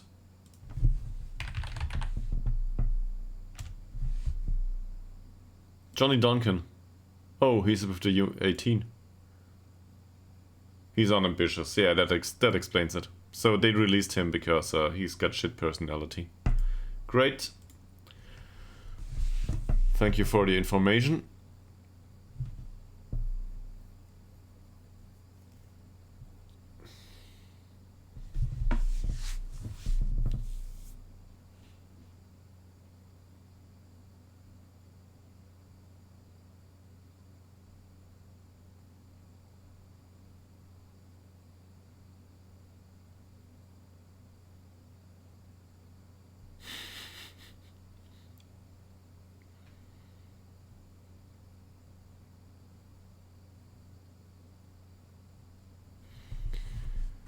Okay. Anything we need to do with the squad? I don't think so. They are perfectly capable to play the fixture. I think it's reasonable to have Speedy Boy on the bench. Tilander versus Speedy Boy. Tilander does... Well, he had a decent game last time out. Also, he's a consistent performer. Dread's playing big matches. This is not a big match. And for Speedy Boy, he's inconsistent.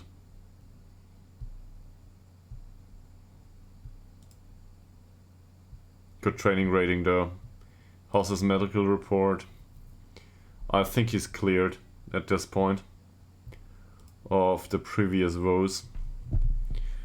But I'd rather play him from the bench. He's not entirely match fit. We don't need to scout these two. Whatever. Do whatever you want. The scouts will know what they do. I'm sure. Opposition is like this. So this means, again, over the wings, I guess. This man's a beast. In defense, that is. So right defensive side is good. He dives into tackles. That might be misled from time to time. These have really bad passing. Like, no, he's fine. But he has really bad passing and composure. He's a decent defender, but the rest is... will trigger the press on him.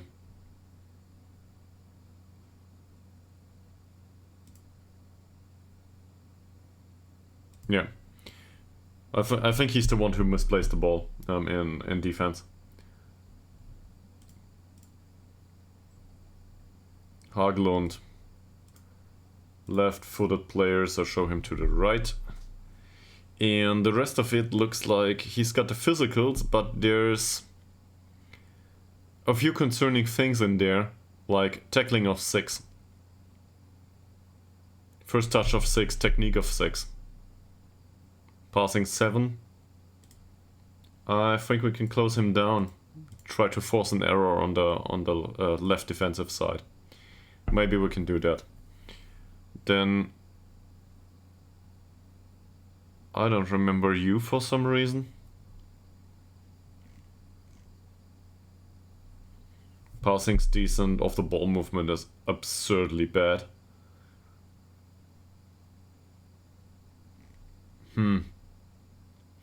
He is employed as a defensive midfielder. Usually I'd say we need to mark him tightly, but there's nobody to mark him tightly available.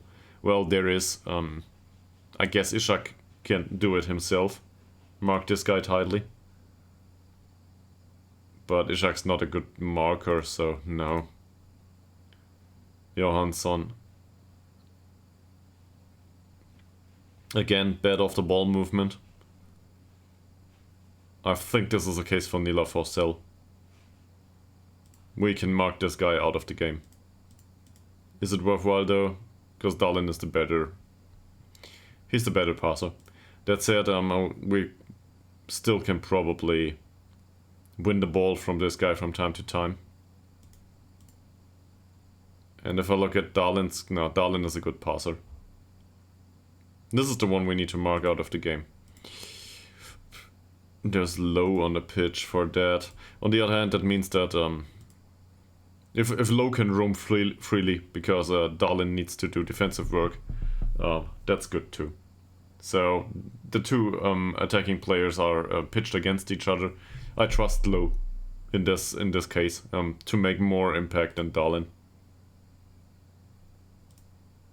Let's show him to the weaker foot there. And then there's Hendrik Hood. That's probably Hoek or Huek. Huek, I don't know.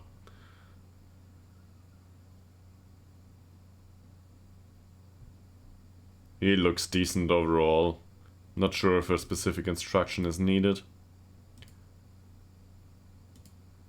Paul Monteiro de Macedo. This is not a Norwegian name. Where do you come from? Brazil. Well, okay, he was born in Norway if I'm not mistaken, but good. This is... We will show him to the outside. That's fine. And on the outside, he can pull off dangerous crosses. Great. Still, we need to do this. And then there's this guy, I'm not sure what to do about him. His off-the-ball movement is really bad. So tight marking might be an idea, but he's strong. How's his heading? Bad though. But he's got the pace and so on. Off-the-ball movement is really bad though.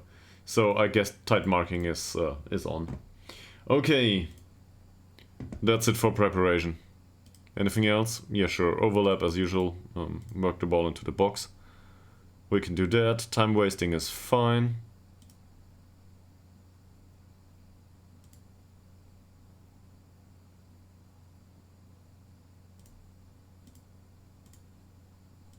Now I go to the match. Smilovic feels unsuited for the role he's... You play ball-winning ball-playing defenders since...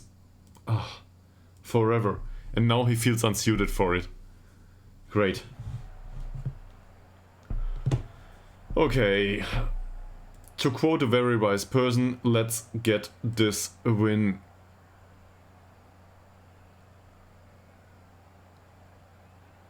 This is an away game. Put on a show. Apparently that didn't work.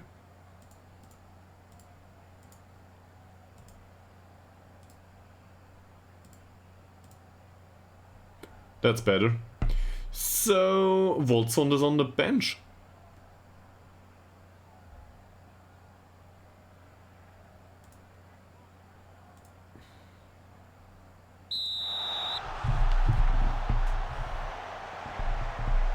Well done. Tillander wins the ball immediately. Morgan. I will not pronounce this.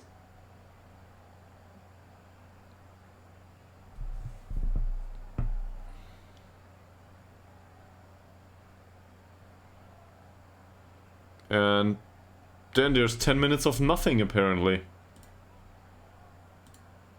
Smilovic, long ball. Ishak runs for the long ball.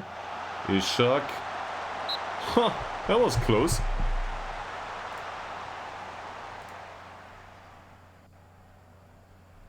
Encouragement is appreciated, apparently. Tillander. Hellström over. 10 minutes into the game and we have the second chance.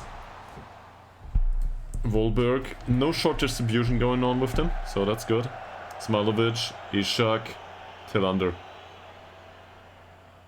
Ekman, Forsell, Ishak. Nice ball by Ishak for Dirk. Morgan. Morgan kicks it down the pitch. Back to Dirk. Cross, Tillander, and Volberg. This looks like bad finishing, a bad header, but overall a decent performance. This is fine. Monteiro de Macebo, Karagunis, and Ishak with the tackle. Wow. I saw that one in. It was just over. Hit the top netting. That was a good long shot. Apparently Smilovic picked up another yellow. And it deflects off the wall. That free kick. So we will tell him to ease off tackles at this point.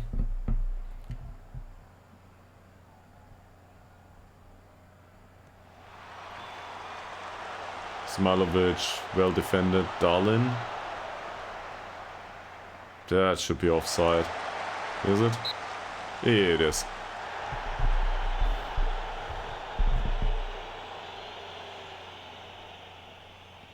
Smilovic. Nice ball for Dirk. Dirk. Pass back to Hellström. Pass for Dirk. Ekman. Malte Ekman. Nice cross. Finds Berntsson. Berntsson with another cross. Morgan. Dirk. Dirk. Morgan.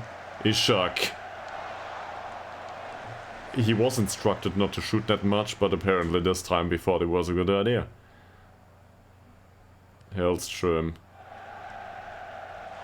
Interesting build-up. Tillander. Berntsson. Low.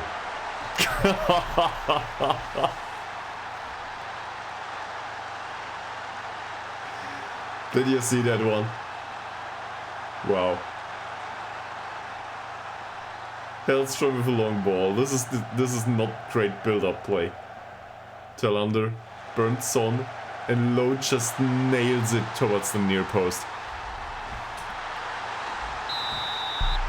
We could have used a few more of these in recent matches. But Nathan Lowe is outstanding.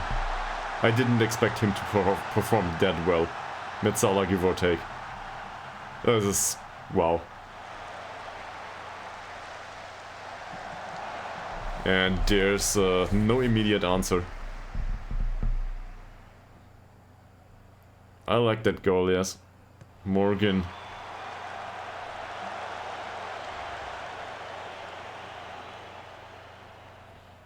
It's Bilderos Onoseke Longadali or something like this. Höck, Johansson, no offside. Oh no. We concede on the counter. How did that happen?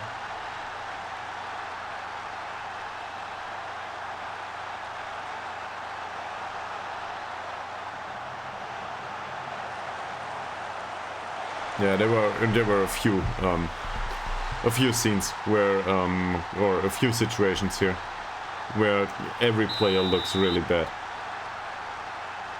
Could have tackled here, we could have tackled there.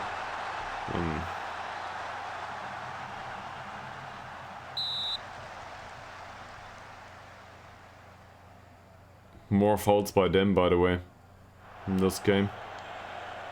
Ekman, Forsell, Ekman, Low, Berntsson. That's Low again, and we get a corner.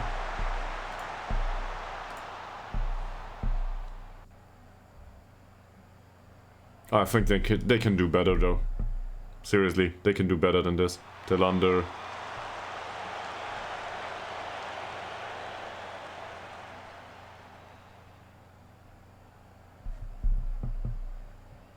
Berntsson, Tillander. Smilovic.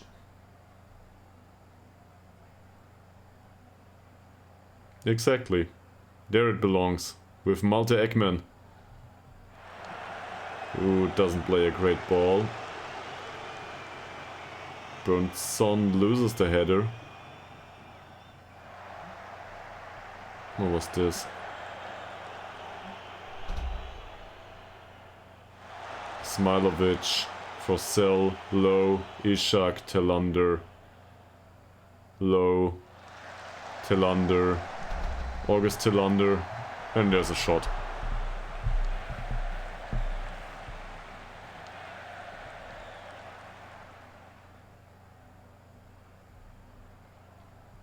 Berntsson, Morgan, Berntsson. He left the penalty area for some reason. Smilovic, Dirk. Ekman. Nice pass. Low. Tillander again. Bernson. Ekman. It was a dangerous shot. It didn't have the pace, but it had, I think it wasn't on the pitch entirely. It was to a minor degree in the air. Smilovic, Forsell, in. That's it. Set pieces, sometimes they work.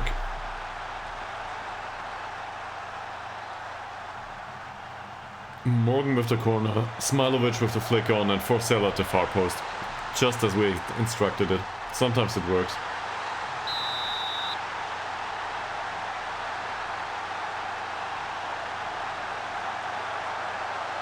Bernson, Morgan, Hög, Gummersson.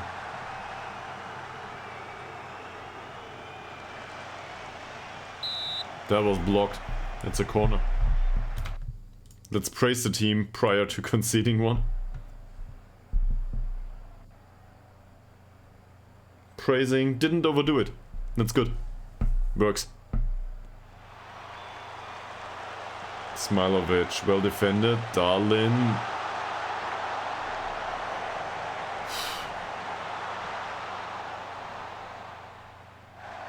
I wouldn't say we're well in control of the game, but we are in control of the game to a degree. Bernson. Forsell. Low. Low will take every single shot he can get. It's just impressive, really. If you look at Nila Forsell, well, he had a goal. It's entirely deserved too. Given how he plays throughout all the seasons, a goal from time to time is really what he deserves. So this is fine. I'm happy with that overall. I'm not so happy with Ishak. Neither with Tillander. These. This will not do. Oh, he loses confidence again for the same error as last time. He was inspired. I told him that his performance was not good enough, and afterwards he lost confidence because, well, you cannot tell people how it is. People don't like that, especially not footballers that are strikers that are unable to finish, apparently. Poor Ishak. He needs to be supported. Ishak. Bernson low, but this time he's still motivated. Tillander. August Tillander dribbles. Well, he dribbled beyond half of their defense. Interesting. Hög. Well intercepted by Forsell. Ishak. Hidden links. Cock now. Smilovic. Last chance to intercept that. And this is probably a shot towards goal and we concede another corner. Let's praise them again. Hopefully it works. Sederberg doesn't look good today.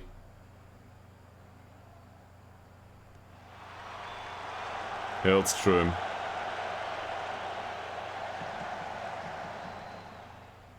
Haglund. There's the cross. Hellström. Come on, close him down. They push up really wide, like really high now. Beyond the midfield line.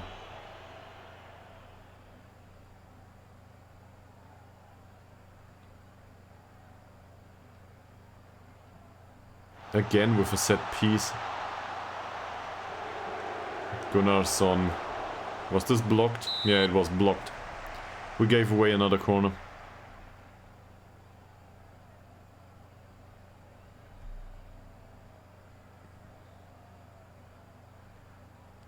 Montero de Matsebo with the corner and Sederberg's got the ball.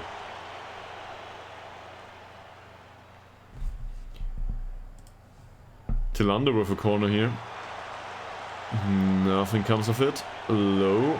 Tillander. No offside. And another corner. Come on, score a second goal after the corner, please. August Tillander with the corner. No.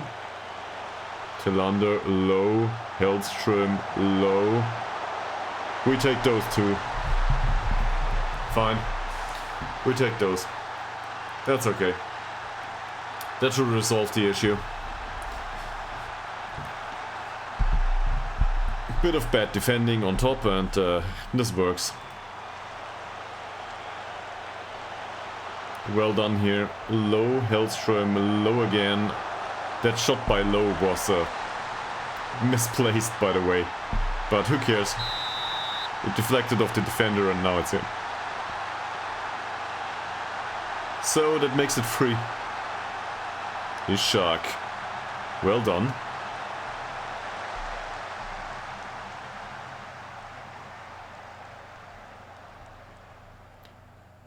Morgan with a free kick. That's not one for Smilovic this time. Oh, for Sel. Ah, he won it back. Smilovic. Berntsson with the cross. Was more of an emergency cross from deep, I guess. Berntsson, Tillander. Berntsson, low. Forsell. Ekman and Forsell. Both with a decent game so far, that should be offside. Well.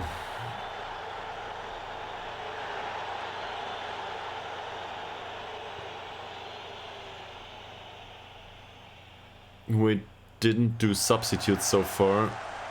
Ishak doesn't have a good game, by the way.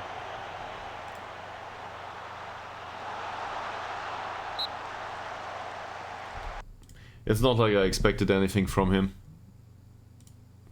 So, who needs to play? Speedy Boy needs match practice. So I guess Tillander can come off. Even though his game was decent. We are 2 goals up. Hellström is exhausted. Hagedal deserves to play, so he can come on. Sederberg doesn't deserve to be on the pitch, but I will not substitute a keeper. It's just a waste of time. Also, he's in perfect condition, seriously. I don't want to do that. And then it's either Morgan or Ishak, and I think we can get Ishak off and Wolfsund on. Maybe Wolfsund can do something now that the opponent's squad is already exhausted. Ekman.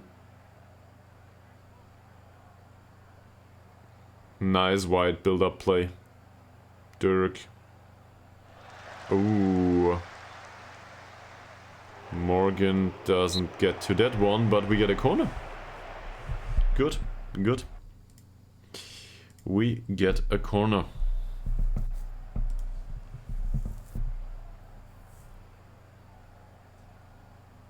Morgan with the corner, Hagedal with the header, and it's over.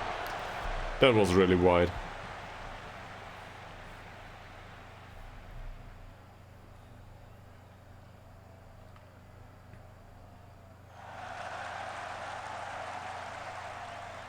It's not a good cross. It was a dangerous situation for Berntsson nonetheless. His name. Ekman loses the header, but Sederberg is in goal, not a problem for him. Wolfsund doesn't win the duel. Johansson, that is not an offside. Montero de Macebo. Cuts inside, Darlin. Flies trim Johansson, and it's just over. I think it clipped the crossbar or the post. It was really dangerous. Ekman with a free kick from deep. Morgan. Ekman again. Speedy boy. Caught out of position. Ekman. Yeah, possession pass is fine. Dirk. Burnson. Burnson. For low. Ah, interesting effort. he tried to lob. He lobbed it over the goal though, not only over the keeper. For Cell. Speedy boy. For Cell.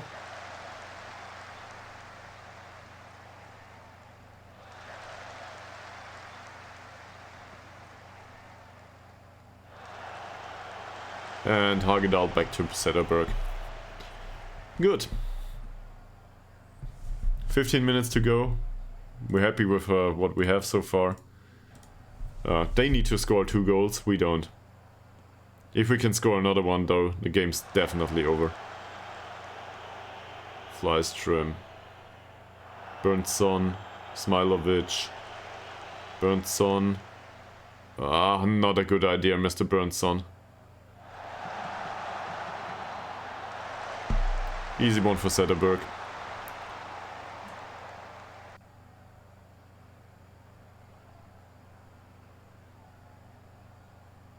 Speedy boy with the free kick. Smilovic. It was offside. Delic. Witt. Johansson. Can we close him down? Apparently not. Low managed to find the tackle in the end, but Haglund. There, this is dangerous, and again, Zetterberg's here. The quality of the finishing is subpar, I'd say, at this point.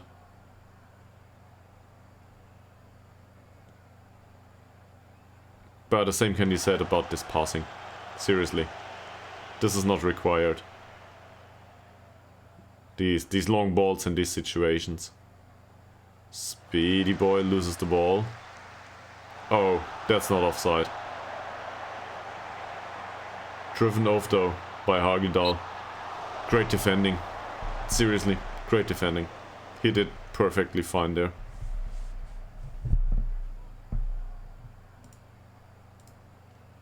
Delic with the corner. Smilovic. Montero de Macedo. And Zetterberg.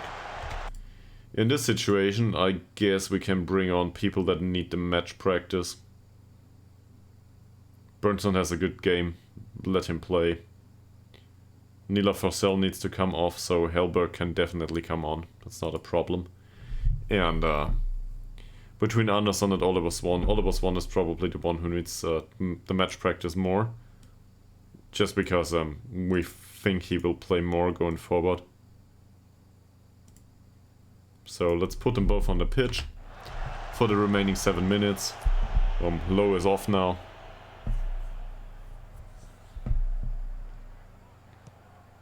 Long ball by Zetterberg. Why? I think he's specifically instructed to distribute it short. Dirk. Hagedal, and another long ball. Olsson.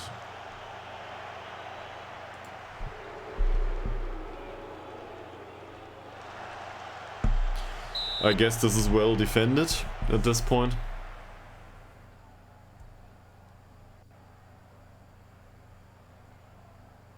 Six minutes to go. Delic, Hagedal. Oliver Swan, fresh on the pitch. Can he find a passing station? Yes, he can. Voltsond, also rather fresh. Voltsond, and he delays play too much. Dirk. Voltsond, Dirk. Dirk. Ekman. From the penalty spot.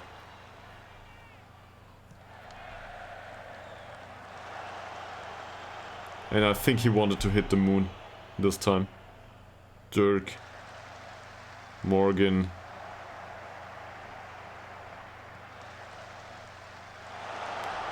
Speedy boy doesn't win the header. There's a long ball. Well tackled by Hogdal. What a tackle. Ekman. Speedy boy. Come on, Jonathan. Run with it. Doesn't though. Burnson. That's, I already saw that one to go back to the keeper. Voltsond. Volt.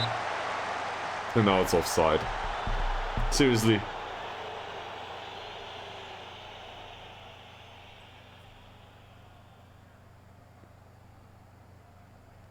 Two and a half minutes to go. Hagedal, Hellberg. Dahlin with an interesting ball. Ekman loses the header. Hagedal with another one of these long balls. That would have been offside. So, 2 minutes to go. I think we will get it over the line. I think so. Ekman, Hellberg, Morgan, Hagedal, Ekman. No long ball this time. Voltsond. Nice opening pass. Speedy boy. Burnson. And this cross ends up nowhere.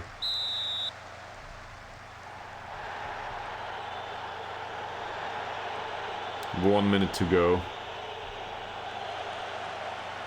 Hagedal. That was the first error in defense by Hagedal today.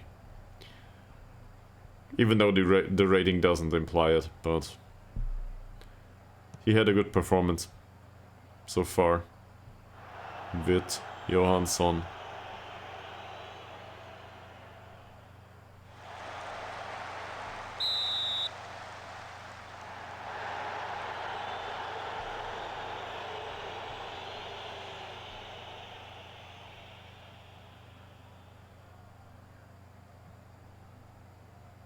Hagedal. That should be the game.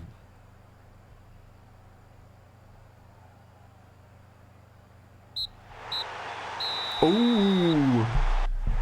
FC Gude won against Tabby. Did you see it?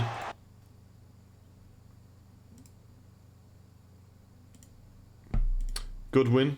Is there anyone I'm not happy with? Yeah, sure, Ishak.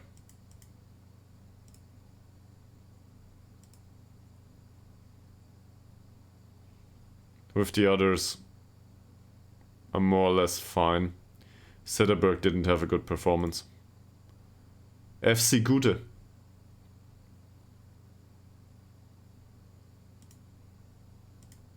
I'll show you. If I can, that is.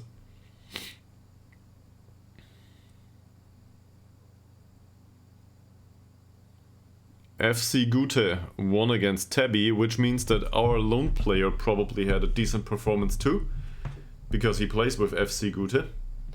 And Tabby played, well, Tabby played for 84 minutes with one man down, because somebody named Ekong got sent off. So this is how Tabby loses. Umia won though against IFK Stocksond. Vasalons lost. That's good. They are next. We will pick them up tomorrow though. I think that's enough for today. 4.5 hours. I don't want to stretch it throughout the entire evening. Football Manager is fun so far, but all the talking with still being sick is a bit, you know, it comes back to you at some point. So I will go get some food. Thank you very much for watching, all of you, and I will see you again next time, probably tomorrow. I don't know the time yet, but you know.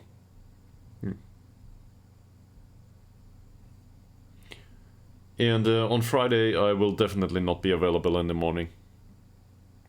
So get well soon, make a billion. And thank you very much for watching and all the fun today. I had a good laugh. Thank you very much. And please don't clip that stuff about, you know. Anyway, and in case anybody sees this later on YouTube, you might want to come over and have some bad jokes with us too. The offer stands. So, yeah, have a good one. Bye.